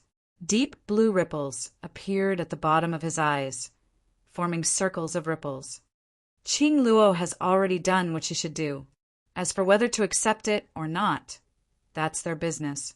As soon as the regiment commander spoke, everyone's indignation instantly subsided. After sitting quietly for a moment, Yi Qing Luo stood up and walked towards Child Yin's corpse. There were definitely magicite gems in the brains of high-level mirage beasts. Not only could his flesh and bones be used to forge superior-grade equipment, but he could also forge pills rich in spiritual energy. Also, the blood in Child Yin's body was also an excellent medicine catalyst. Yi Qing Luo naturally wouldn't let Childian's corpse be wasted here. Just as they got nearer to Childian, they heard Ji Tsang Tian's furious howl. You want to keep the huge beast's corpse for yourself? As a group leader for over 10 years, Ji Tsang Tian naturally understood how valuable a high-leveled mirage beast from the 7th level was. How could he possibly let Yi Qing Luo monopolize it all, especially the high-grade mirage beasts? There were magic crystals worth thousands of gold in their heads. Naturally, Ji Tsang Tian had already gone through a meticulous calculation in his mind. The World Group's youngsters had just gone through a great battle with Childian and killed hundreds of mid- and advanced-leveled magical beasts, exhausting too much of their profound energy, so their profound heart jade would definitely dry up. Even if the World Group had 60 over people, the current them absolutely could not be compared to the members on his side. Chapter 615. Yi Qing Luo's lips twitched as she glanced sideways at Ji Tsang Tian with a smile which didn't look like a smile. Blue Dragon Group leader's meaning is... You also want to split Childian's corpse? Ji Tsang Tian straightened his back, that's of course. The huge beast's death. Our Blue Dragon Group has contributed quite a bit. Pausing for a moment, he turned back and swept a glance at the group members behind him as his confidence increased. Moreover, our Blue Dragon Group has lost 50 over brothers, while none of you have died. That's enough to show how much we have contributed. Blue Dragon Group's members all opened their eyes wide. The World Group's youngsters all had a cursing expression on their faces. Damn it. They knew Ji Tsang Tian was shameless, but they didn't know that he was this shameless. He was simply shameless. He could even say such shameless words. Yi Qing Luo's lips curled into a chilly smile as her fingertip hooked slightly. A petite and adorable fox and a petite leopard jumped onto Yi Qing Luo's arms and stood on her shoulders, one on the left and one on the right. On the backs of these two little war pets hung a space bag, and there were several pieces of magical beast cores in their mouths. Under everyone's gaze, they openly spat them into the space bag. This time round, the group of members who were rather speechless towards their own group leader started staring at that bag of magical beast cores. That's right, there were also magical beast cores. Earlier, there were a total of 200 over intermediate and advanced leveled magical beasts, so there might even be magic crystal stones. They were only thinking of preserving their lives and had totally forgotten about this matter. They had not expected. Yi Qing Luo actually asked her 2 war pets to go pick up those magical beast cores. The one with the biggest reaction was Lan Ling Nua. Slut! You actually dare to steal the magical beast cores behind our backs. Quickly pass the magical beast cores to us. Otherwise, don't blame us Blue Dragon Group for not standing on ceremony. The other members were also a little displeased in their hearts, although towards Yi Qing Luo and the others, they were filled with admiration. But earlier, those magical beasts, they had indeed put in some effort. Moreover, these magical beast cores might possibly contain magic crystal stones, which was a huge sum of money. People's hearts were easily swayed by money. This was human nature. One of the group members who had joined in the battle earlier turned towards Yi Qing Luo's direction and said, Miss Yi, although the group leader's words are a little harsh, but it's not without reason. Everyone here are people who had joined in the battle, these magic cores. Magic crystals should be split amongst us. Yi Qing Luo retrieved the space bag from Shiju's back and immediately grabbed a handful of it. The magic core in her palm shone brightly. The corners of her mouth curled up slightly, and her eyes were tainted with some mockery. Originally, I had indeed intended to divide these demon cores equally, but seeing the leader of your esteemed group eating in such an unsightly manner made me lose my appetite. Soon after, with a wave of her hand, the monster core in her hand was thrown towards the small stream beside her. Pieces of monster cores fell into the edge of the stream. He could vaguely see that there were 2 mana crystals mixed in. Mana stones. That was a mana stone. Wasn't it a little too casual to throw it away, just like that? Even if I throw it away, I don't want to give it to you. Yi Qingluo looked at Ji Tsangtian, who was staring at the stream with a steely green expression as she gave a charming smile. I hate being forced the most. You. Lan Ling Nua stood up in a flustered and exasperated manner as she walked over and pushed Yi Qingluo fiercely. You slut! You snatched our bear beast's corpse, and now you still want to forcefully occupy the huge beast's corpse. You even want to snatch away the magical beast core which our Blue Dragon group had risked our lives to exchange for. Don't you have any face? Yo, this little princess actually knew what face was? Chapter 616. His 5 fingers clenched tightly, and scarlet traces appeared on his plain white wrist. Yi Qingluo leaned close to Lan Ling Nua's face, as a pair of bewitching eyes looked at her coldly, with that arrogance. Lan Ling Nua felt her legs go weak, and a chill rose from the bottom of her feet. He felt as if he was in an ice house, so cold that it was bone-chilling. He wanted to struggle, but he didn't have the strength to do so. Should I say that you are daring or foolish? Yi Qingluo's enchanting voice rang beside her ear like an evil spirit demanding for her life. Lan Ling Nua's eyes widened. Her exquisite and beautiful face was now twisted in a terrifying manner due to fear. You don't have the ability, and yet you dare to come knocking towards me. Yi Qingluo squinted her eyes as she sneered. Aren't you very confident in your own beauty? Wasn't it 90% sure that she would win against Ji Tsangtian? How about I do a test for you? How would Yi Qingluo not be able to tell that this Lan Ling Nua totally had no feelings for Ji Tsangtian?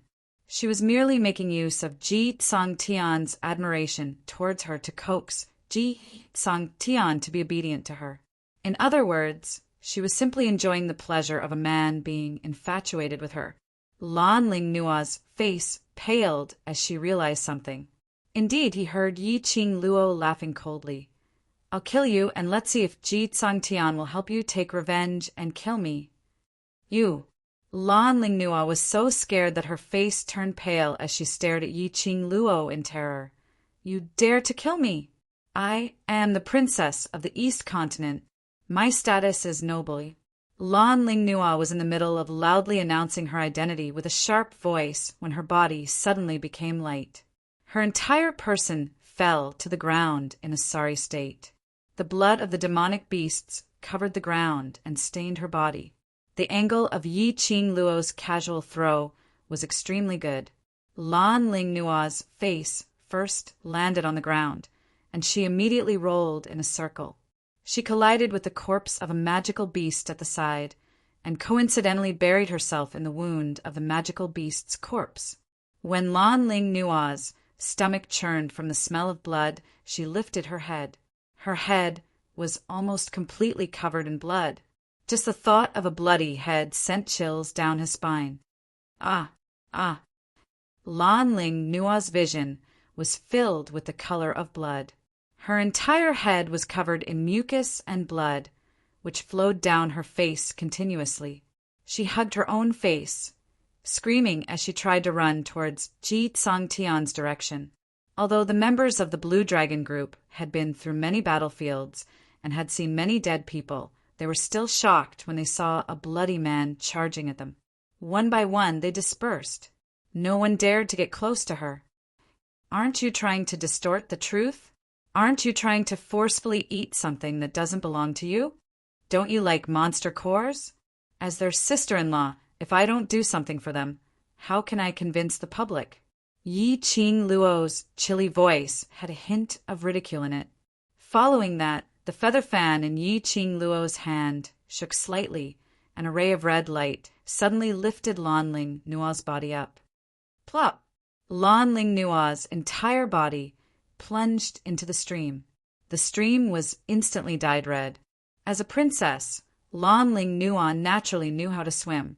But right now, Lan Ling Nua's beautiful face had been ruined by Yi Qingluo, and she was suddenly thrown into the middle of the stream.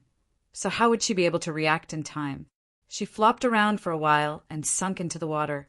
Yi Qing Luo's sweet voice was heard from the shore. "It's just a slight effort. No need to thank me." Thank. It was already not bad that she didn't kill her. Ji Tsongtian was so angry that his entire face turned black as charcoal, as he trembled all over. This woman was simply too arrogant. Chapter 617. What are you all still in a daze for? Go down and save your sister-in-law. Ji Tsongtian swallowed his anger as he dashed to the side of the stream and jumped down directly. Those 20 over members who had been following Ji Tsongtian also jumped down when they saw that. This kind of thing which could show their face in front of the group leader and wasn't dangerous at all. They were naturally more than willing to snatch it. The remaining 30 over members who had fought together with the world group previously, as they didn't like Lanling Nua, they hesitated for a moment. Eventually, they walked to the side of the stream and jumped down.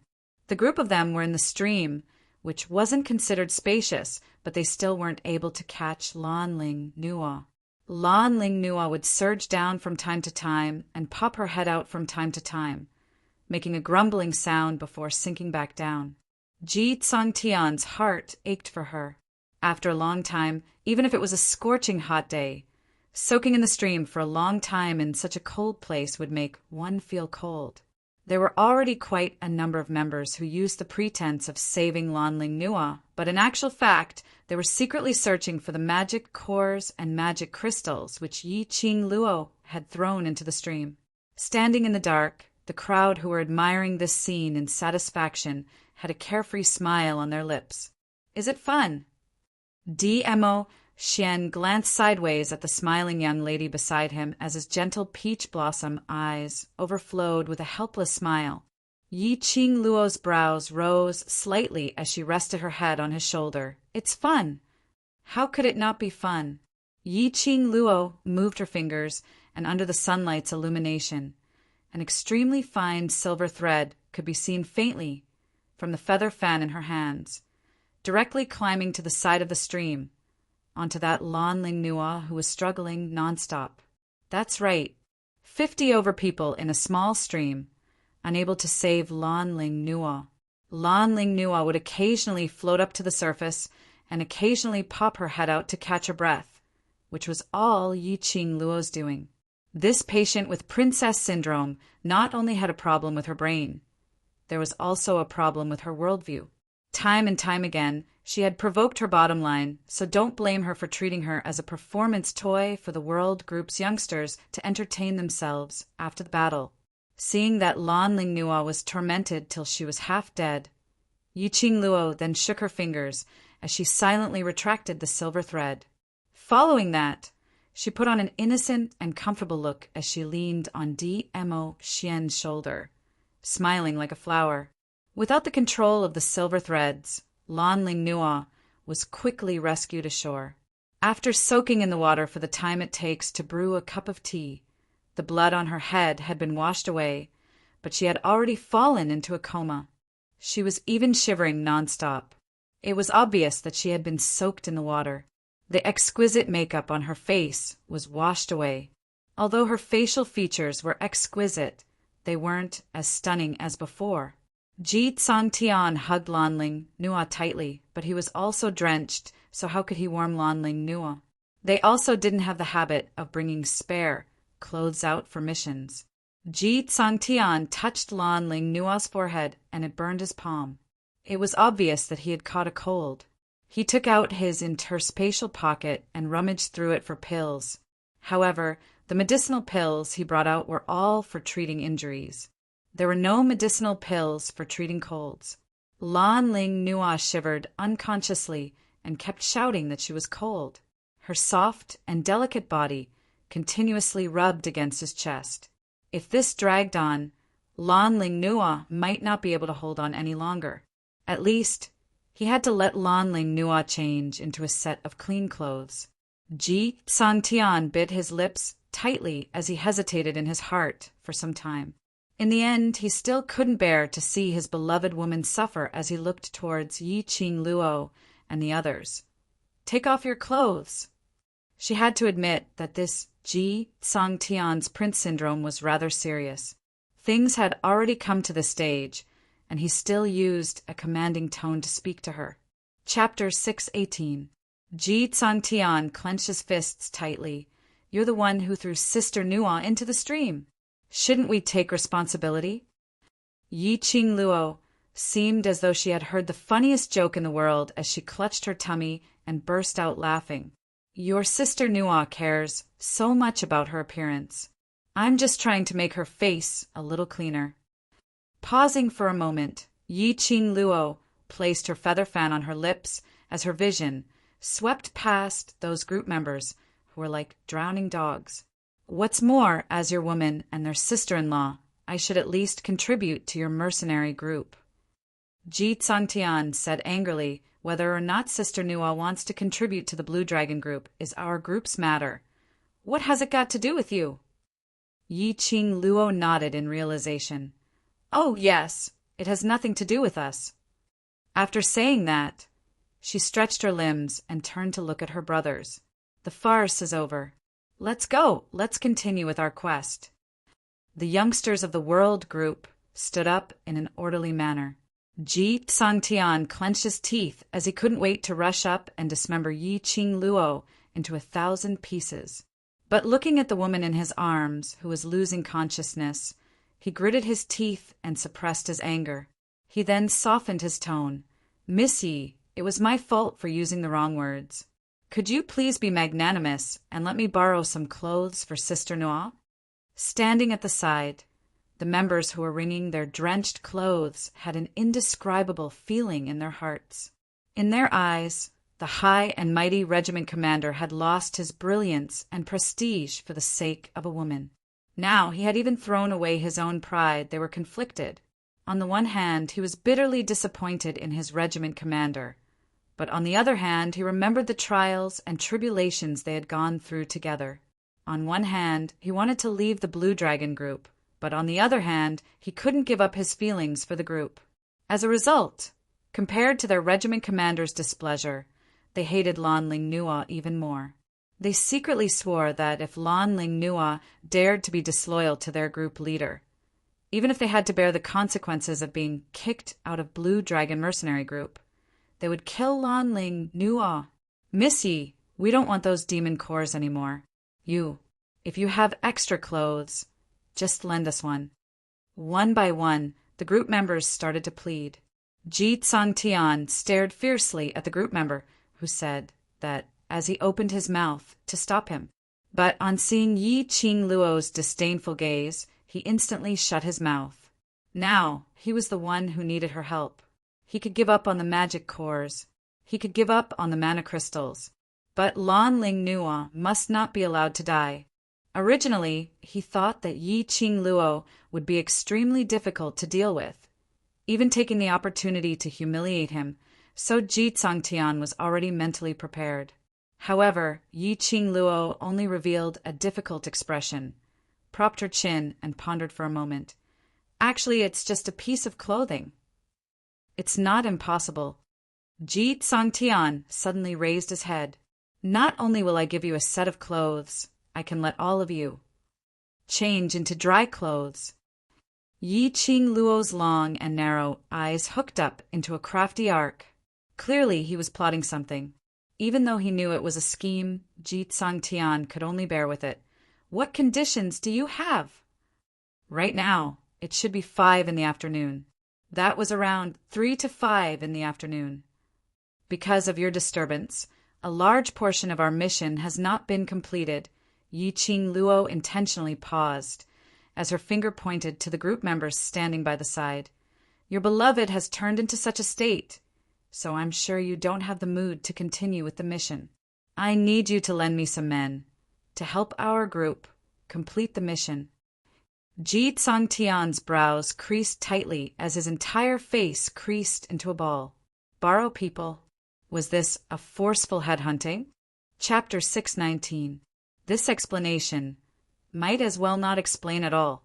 What was meant by only taking young and handsome young men and young ladies? What was meant by they were too old? Wasn't this blatantly ridiculing their age?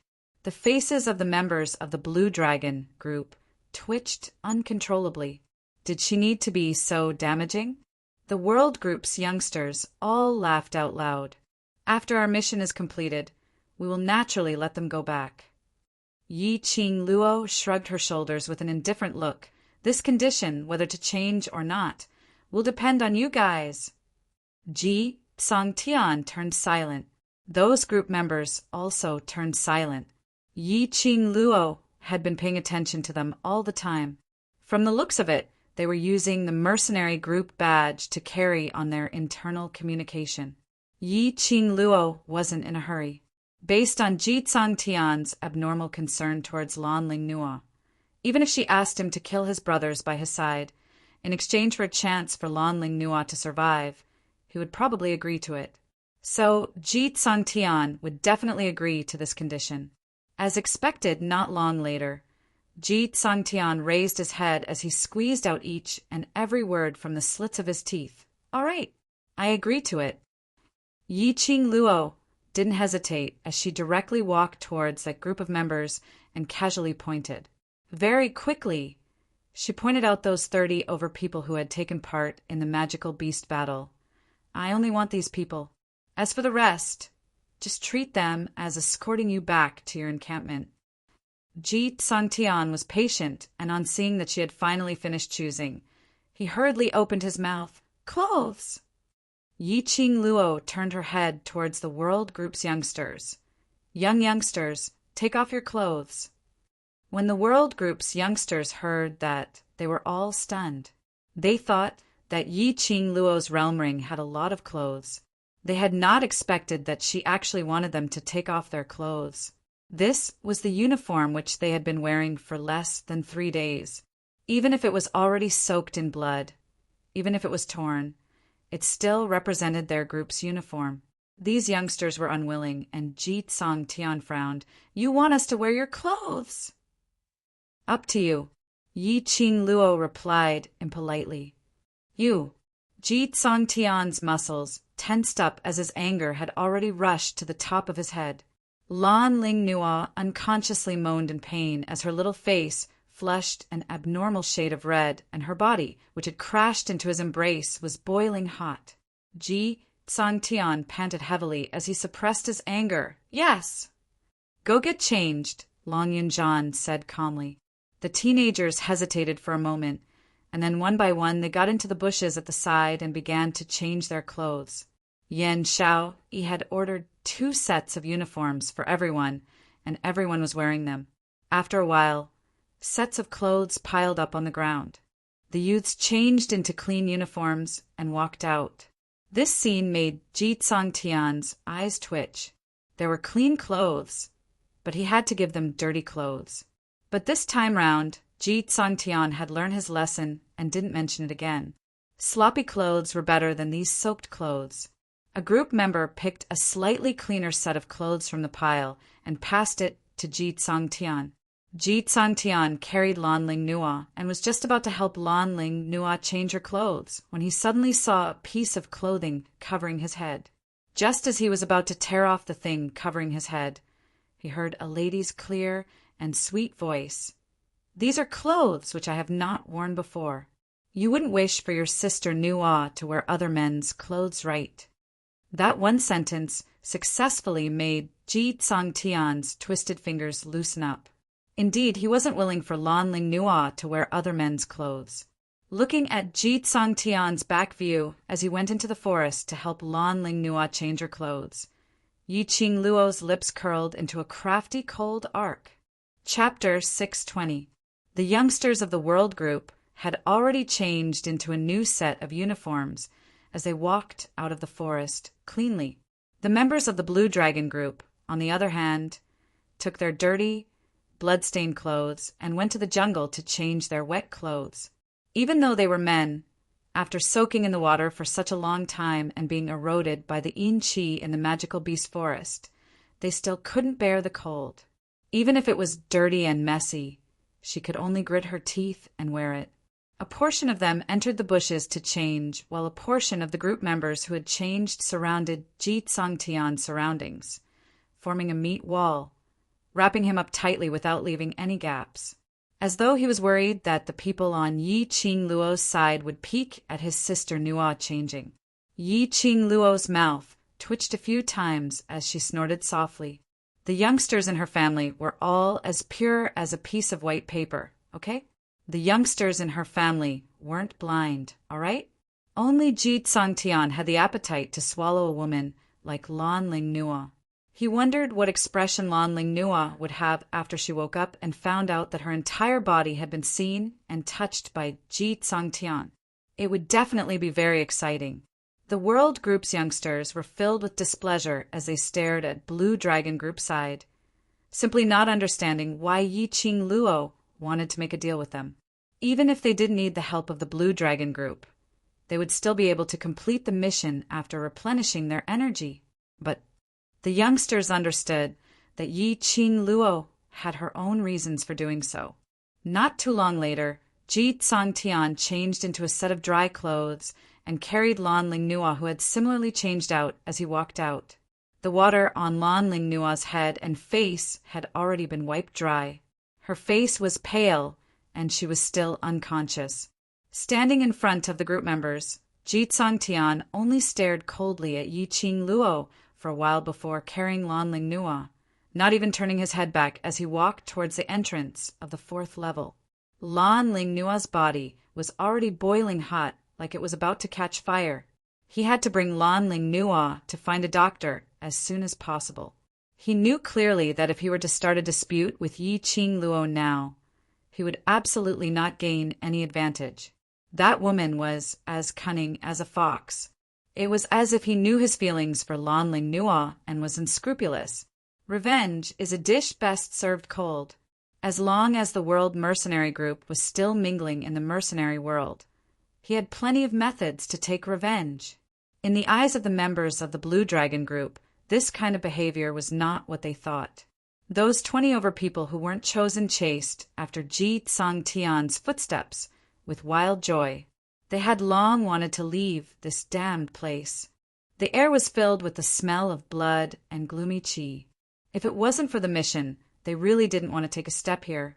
Whereas for those 30 over people who were chosen by Yi Qing Luo, their expressions were extremely ugly as they stared at Ji Tsangtian's departing figure. Was he going to abandon them, just like that? He didn't even say a word of comfort. A feeling of abandonment rose in the hearts of these members, recalling the scene where Ji Tsangtian wanted them to leave the Blue Dragon Group. Disappointment immediately filled his heart. They suddenly did not know why they had been so persistent all this time. While everyone was staring at those members of the Blue Dragon Group, Yi Qing Luo's fingertip hooked onto Shiju's shoulder as she leaned close to its ear and whispered a few words. Shiju blinked its eyes and howled softly. In a blink of an eye, Shiju's figure disappeared from Yi Qing Luo's shoulder. Qing Luo, that little slut, deserves it, even if she froze to death. Why do you still need to give her clean clothes? Yen Xiaoyi furrowed her brows in indignation. Chapter 6, 21. Scapegoat? The youths were puzzled.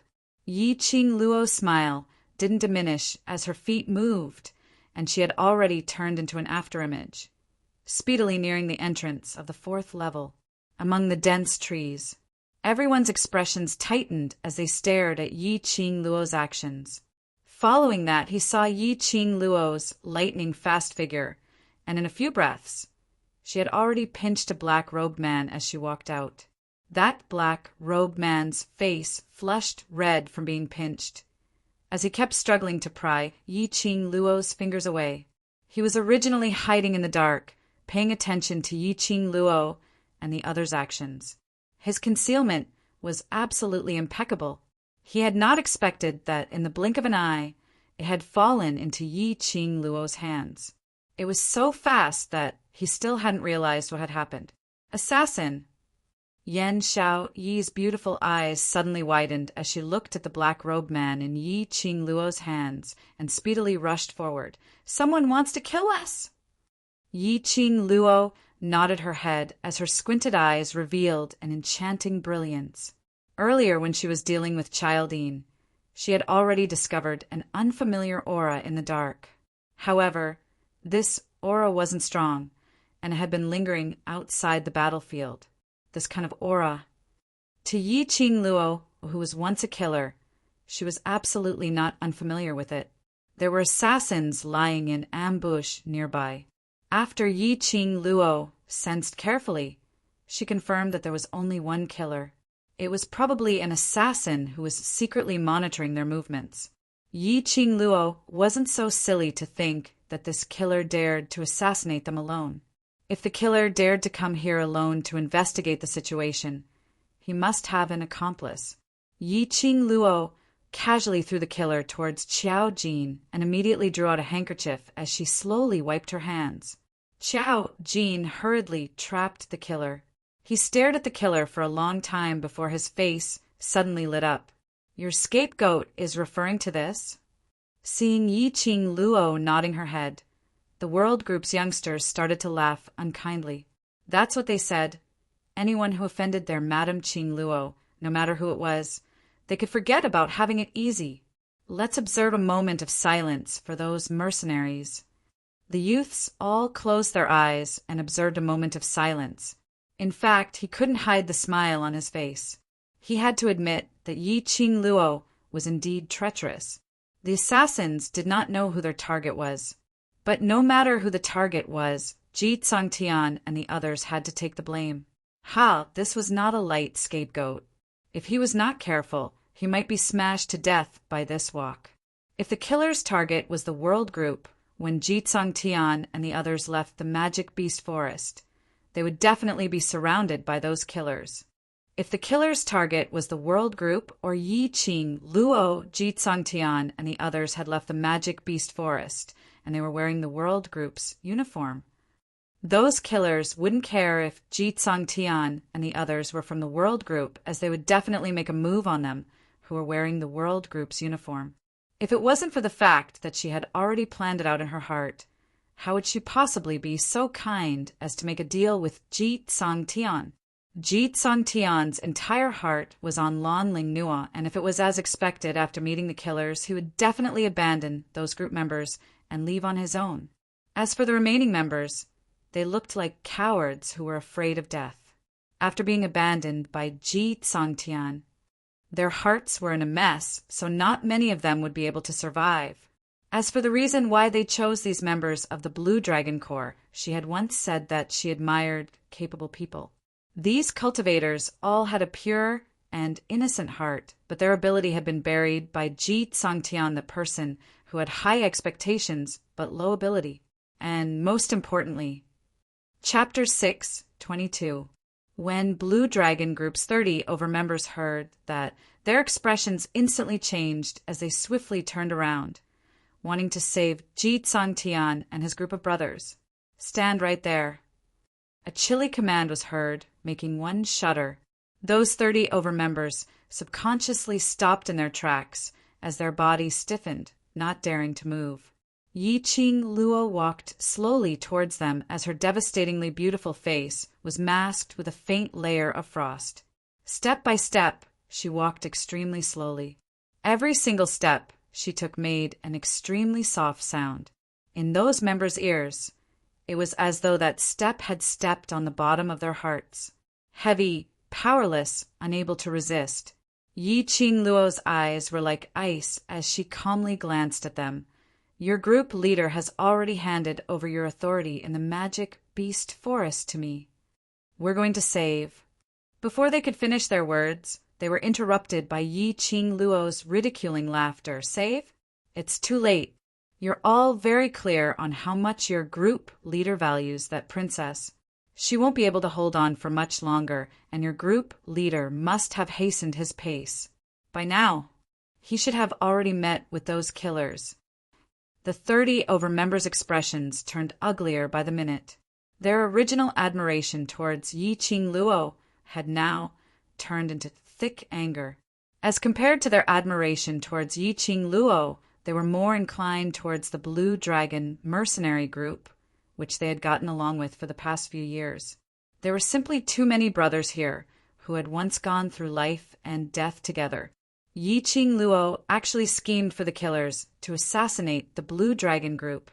She wanted to borrow the killer's hands to kill Ji Tsangtian. They were going to save Ji Tsangtian.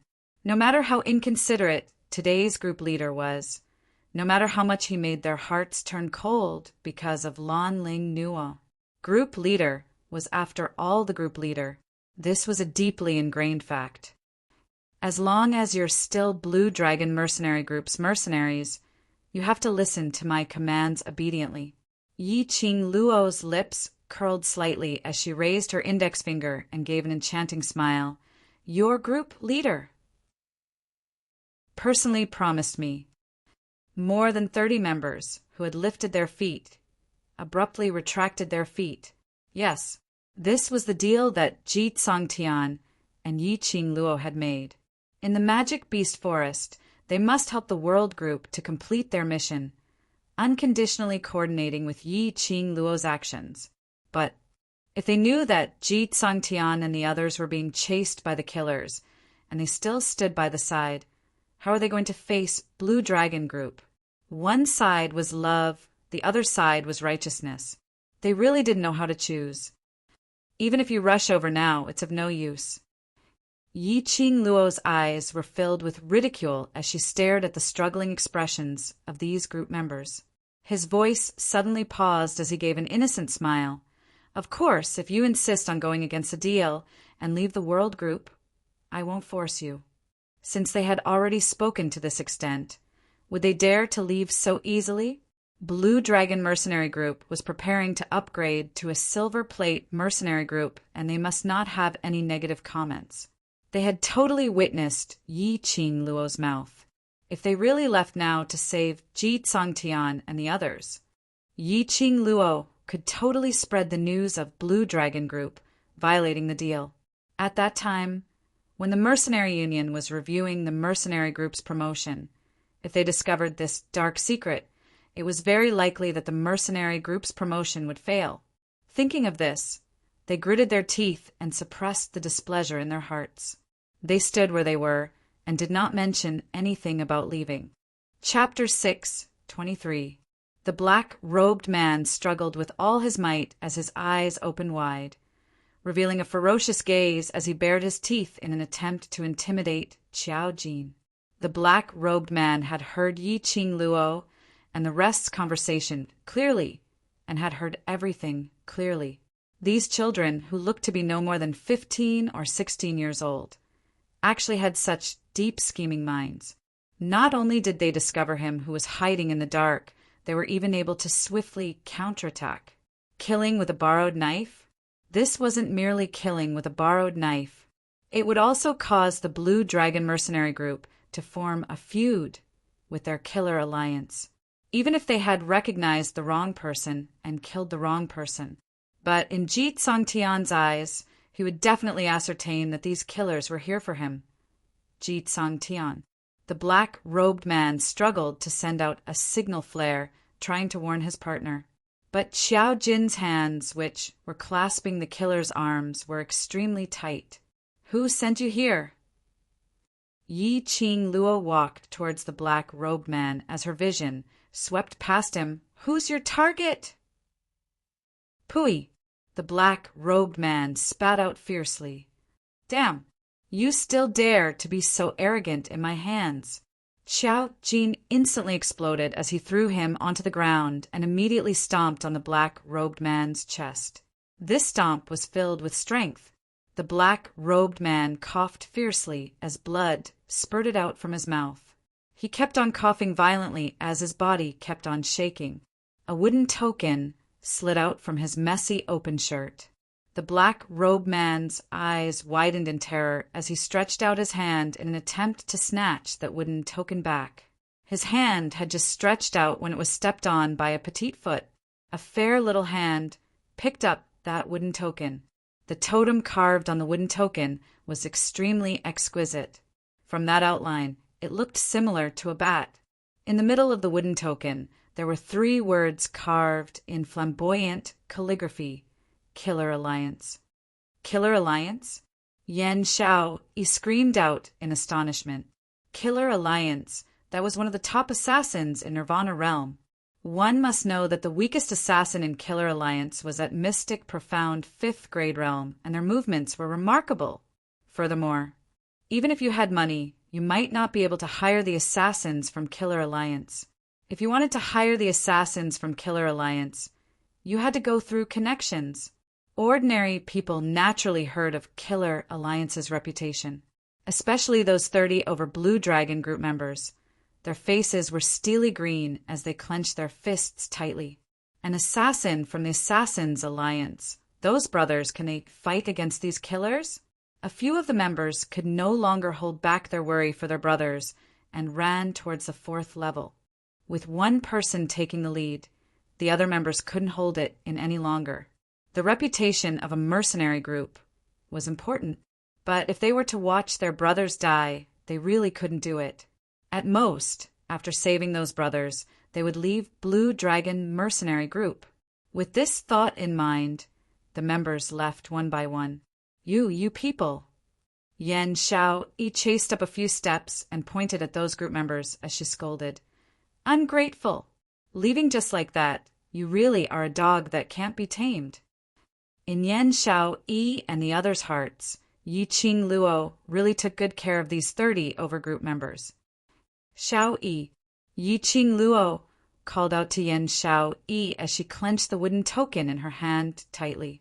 Raising her eyes, she gave an extremely calm smile.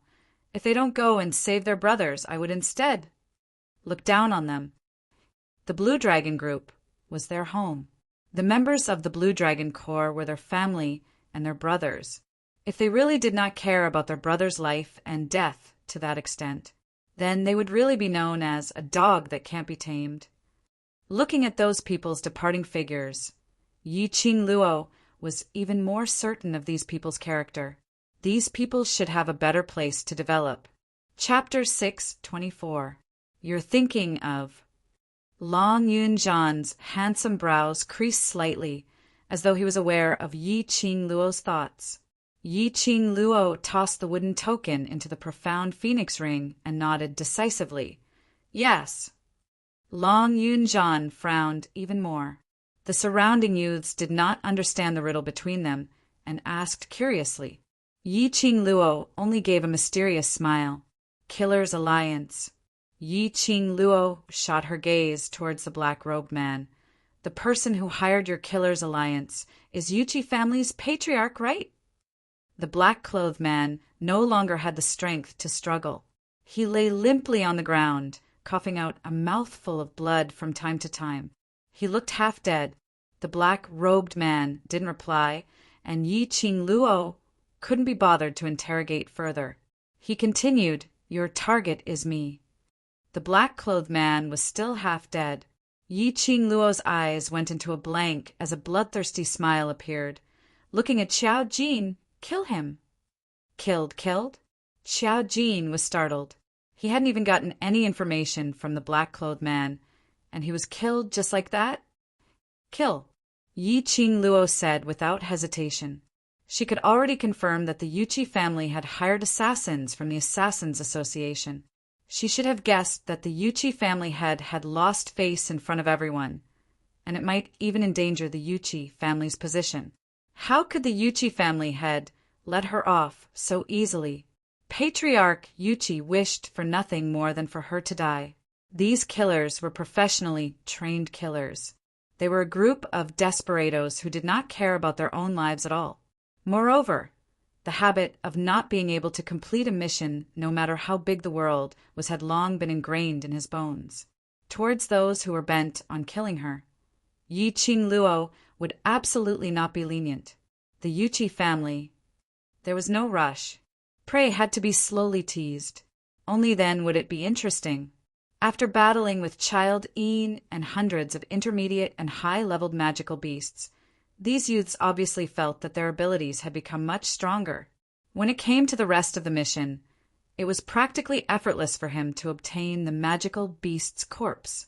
Even the eagle beast, which was the most difficult to deal with, was completed with everyone's help. During the mission, the 30 or so members who had left also returned to the team. Their expressions were ugly, and the gazes they used to look at Yi Qing Luo were filled with hatred. Yi Qingluo could tell. She was right. Ji Tsangtian and the others were blocked by the killers at the entrance of the magic beast forest. Furthermore, Ji Tsangtian brought Lan Lingnua as they abandoned those group members and escaped.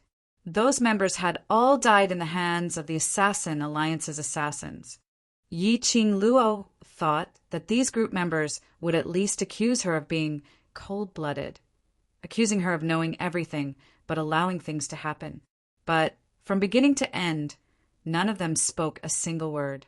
And towards Yi Qingluo and the rest's arrangements and deployment, they were extremely cooperative. When the youngsters were in charge of killing the beasts, Yi Qingluo and Beiming Lulu were in charge of 3 medicinal herb harvesting missions. After being promoted to Mystic Profound 8th grade, Yi Qingluo clearly felt that no matter if it was speed or skill, it had all increased by more than 1 level.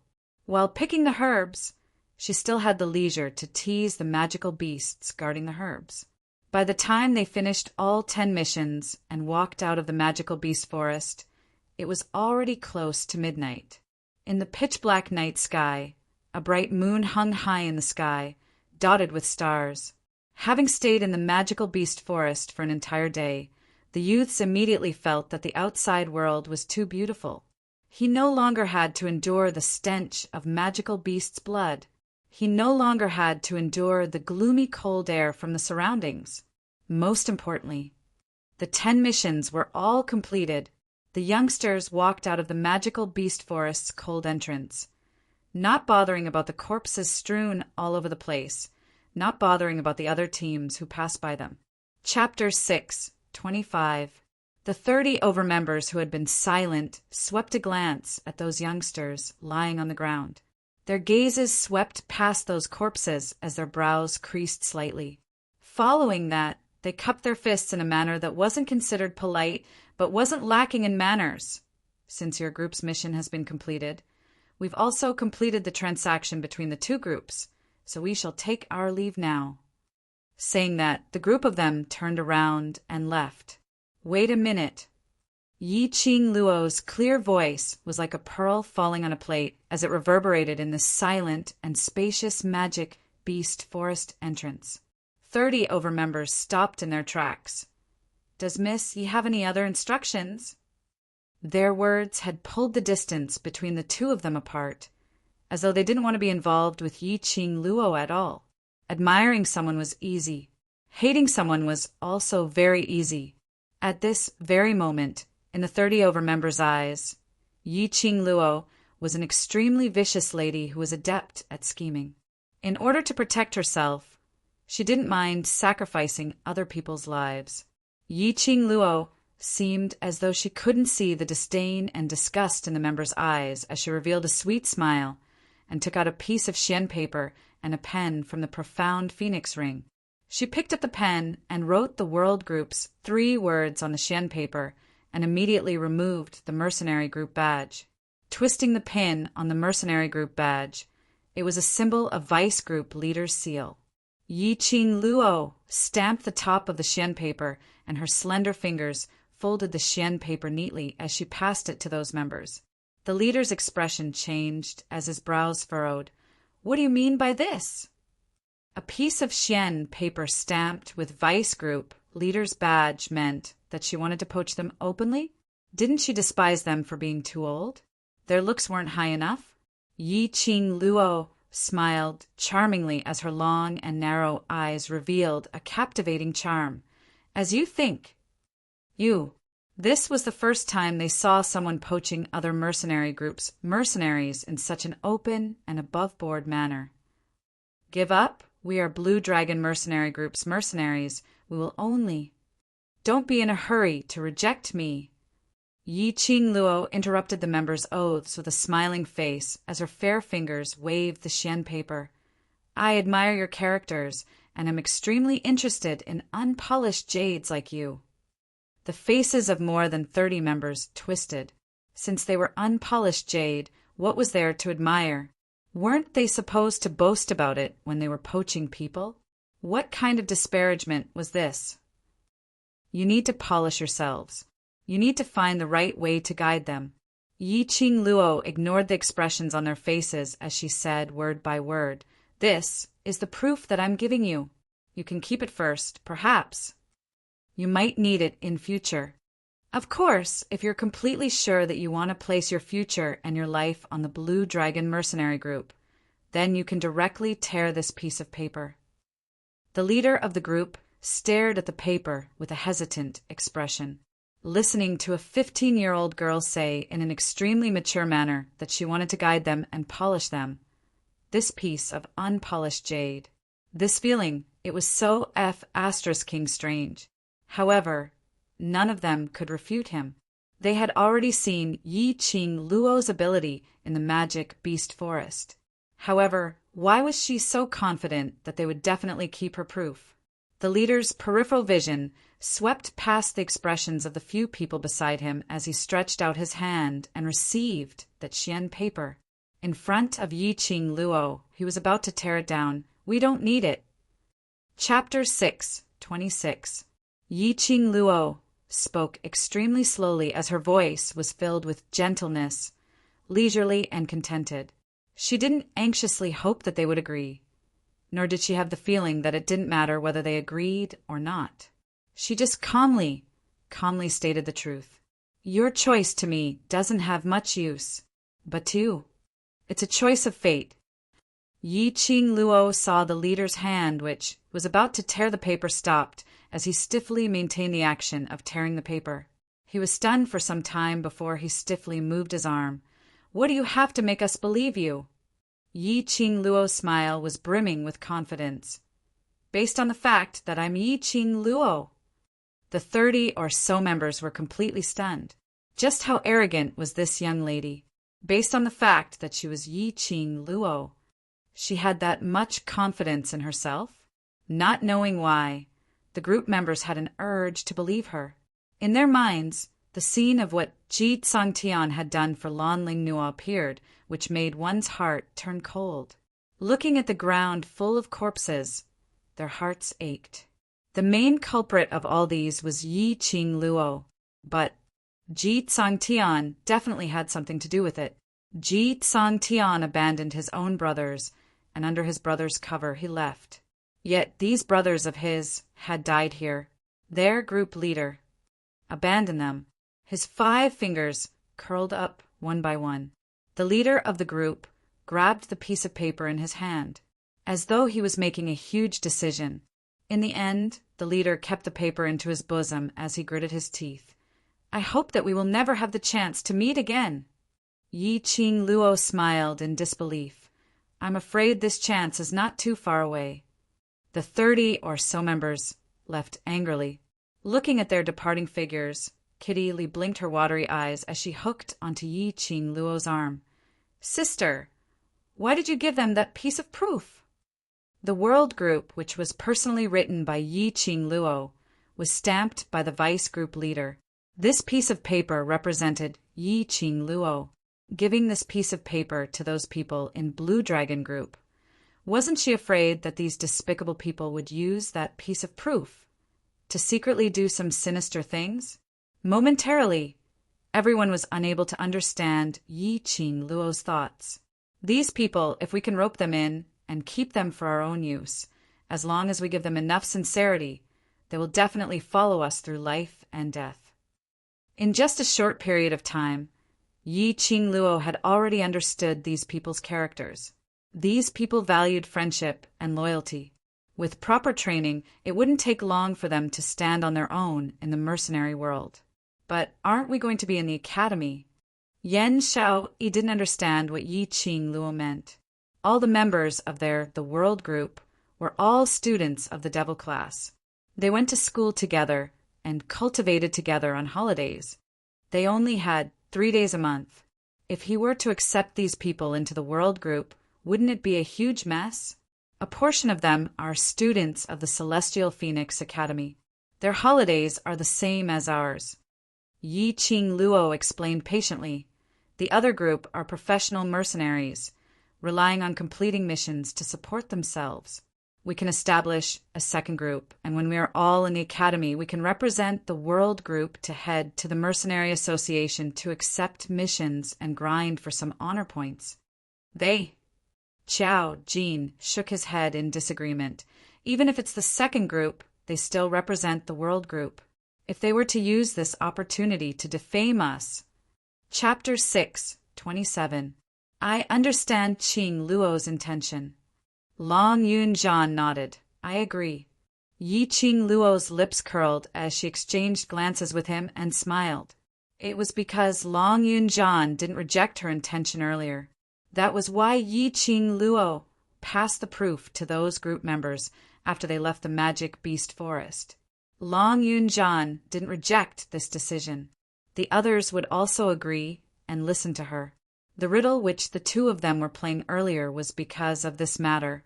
Seeing that Long Yunjian had already spoken, the other youngsters had their suspicions, but they still chose to believe in their judgment. They knew that Yi Qing Luo and Long Yunjian would absolutely not harm the world group. Lil Luo, today's biggest contributor is me. Don't tell me you shouldn't give me a little special reward. An arm went past Yi Qing Luo's hand as it circled around her slender waist. Following that, a refreshing and elegant sandalwood fragrance assaulted their nostrils. The man's broad embrace was tightly pressed against the woman's soft back. His smooth lower jaw was pressed against Yi Qing Luo's shoulder as his voice was deep and mellow. The other hand went past her other shoulder as it clasped her lower jaw. He forced her gaze to look in his direction. Yi Qing Luo's thick and dense eyelashes fluttered like a butterfly's wings. Her bright pupils reflected that peerless beauty of a face. The pair of watery peach blossom eyes gazed at her lovingly. Yi Qing Luo's heart suddenly trembled as she felt her cheeks turning red, as though her energy had been sucked dry by him. Evildoer, a living evildoer who could bring calamity to the country and people. Her peripheral vision saw those youngsters' ridiculing gazes, and Yi Qing Luo's cheeks turned even hotter as she turned around and faced DMO Xian as she pushed his chest. Nonsense, the biggest contributor is obviously me. Then I'll give you a reward. The man's voice had just ended when Yi Qing Luo felt her lower jaw tightening. Following that, a warm touch covered her pink lips. That elegant sandalwood fragrance became more and more intense as it spread in her mouth. His kiss was strong and overbearing as it sealed her struggles and sealed her consciousness. What remained was only a kiss that was compatible with him. In Yi Qing Luo's mind, it was as though there was a taut string that suddenly broke apart. A scorching flame was burning in his body. Bit by bit it eroded her will. Yi Qing Luo's little hand, which was on DMO Xian's chest, gradually reduced in strength. DMO Xian hugged her slender waist tighter and tighter, as though he wanted to melt her into his bones. Just as Yi Qing Luo's consciousness started to blur and was about to sink into oblivion, her peripheral vision swept onto the youngsters who were standing by the side, staring at them in a daze. Yi Qing Luo's face suddenly flushed red. Yi Qing Luo didn't know where the energy came from as she pushed him away fiercely. Who wants your reward? This monster. If it was in private, it would be fine if the two of them were intimate. Kissing her in front of all these brothers, with so many pairs of eyes, how is she going to maintain her dignity in front of her brothers in the future? Yi Qing Luo's face was so red that it looked like water was about to drip out. Qing Luo, it's all right, you guys carry on. Just treat as if we don't exist. That's right. We're already used to being abused. You don't have to worry about us at all. If you want to kiss us, kiss us. If you want to hug us, hug us. The youngsters' ridiculing words came one after another. It was because of their ridicule that the atmosphere became relaxed once again. Today's exhaustion in the magic beast forest was swept away in the laughter.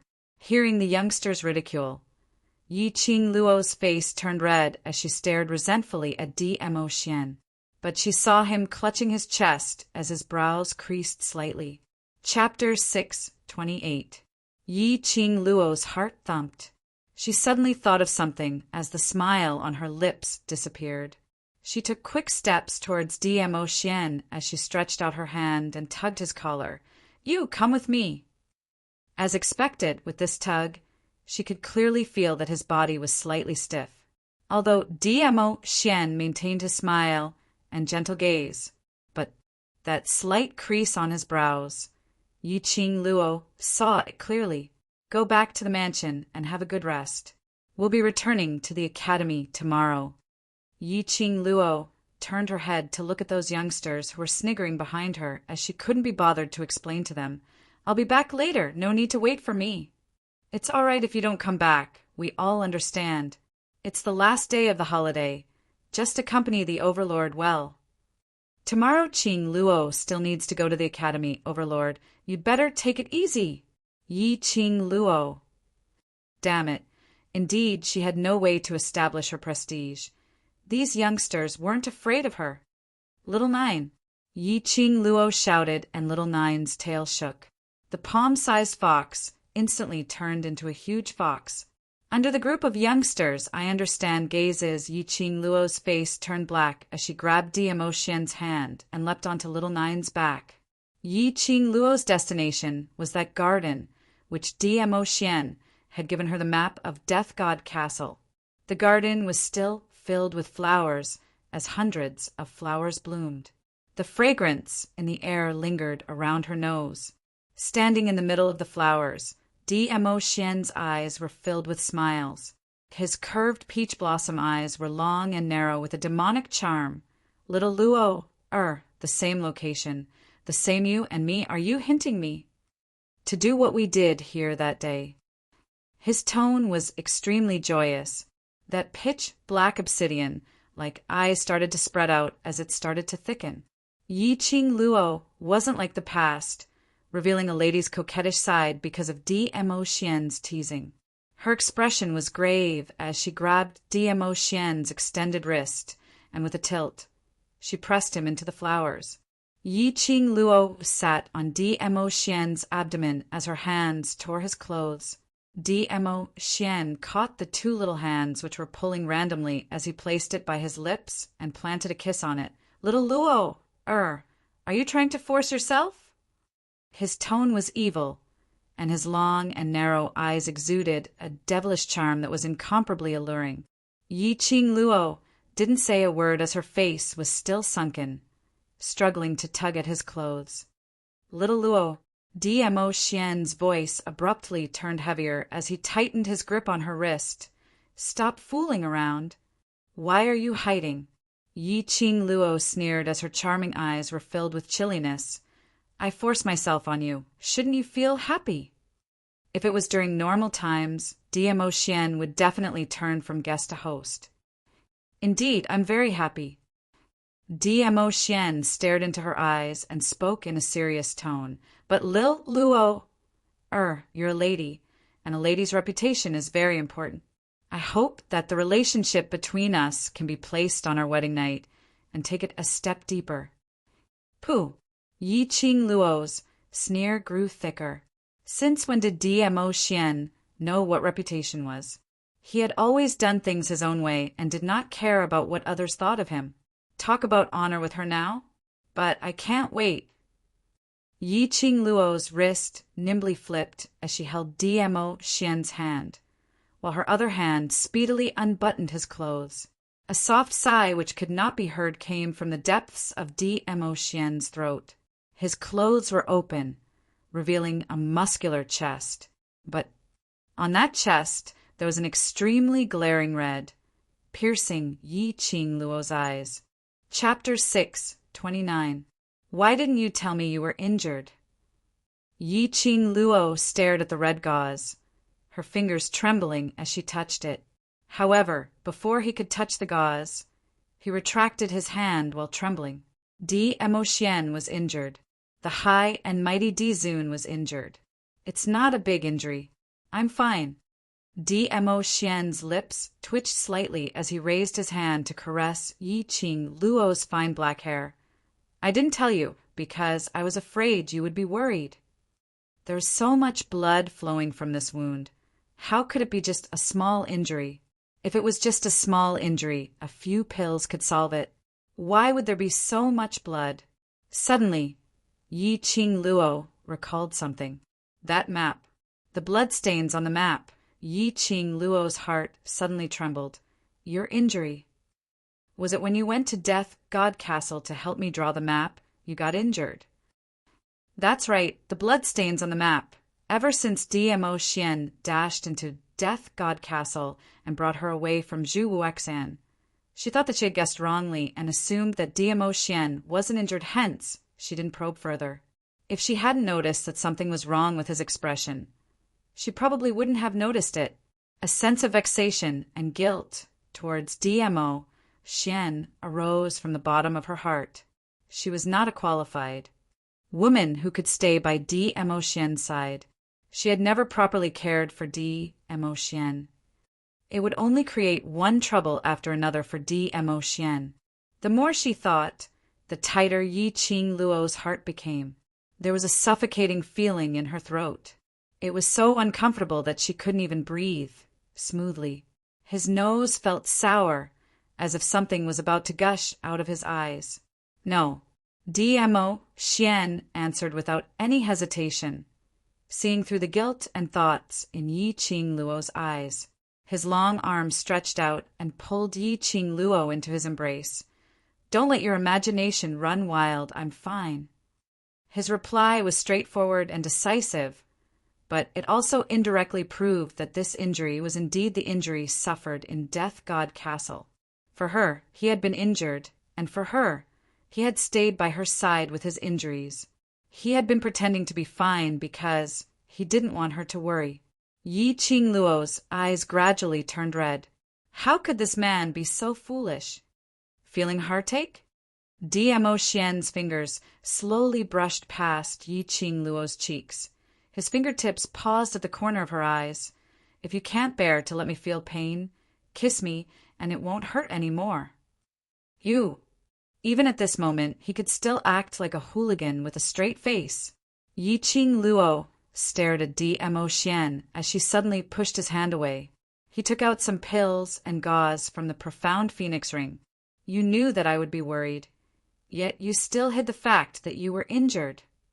Yi Qing Luo pursed her pink lips, her eyes filled with anger. You only let me know now. I'm even more worried, all right. She untied DMO Xian's bloody gauze and threw it aside. Yi Qing Luo then looked seriously at the wound on DMO Xian's chest. It was a wound caused by a sharp weapon. The wound was not deep, but it happened to be close to the heart. Fortunately, DMO Xian managed to evade in time and did not suffer any fatal injuries.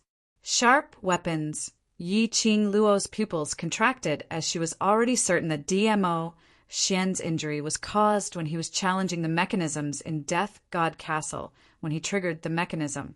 That was also such an intricate map. The route towards the exquisite pagoda was drawn out clearly, and every single mechanism was marked out clearly.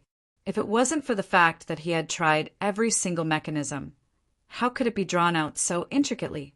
The contours of DMO Xian's face were extremely gentle, and the gaze which he gazed at Yi Qing Luo was filled with tenderness and pampering. One was bandaging his wound, while the other was staring at her tenderly and sweetly. The breeze blew as the flower petals danced. Pieces of flower petals were like dancing butterflies, lingering between the two of them. Chapter 630. After Yi Qing Luo was done with the bandaging, she helped DMO Xian to adjust his clothes properly and was about to speak. His line of sight met with a calm, sleeping face. A man with outstanding looks, no matter from which angle, was so handsome that it made one want to scream. Not knowing when, he had fallen into a deep sleep. He was in a deep sleep. Even when she slowly moved her body and laid down beside him, he didn't wake up.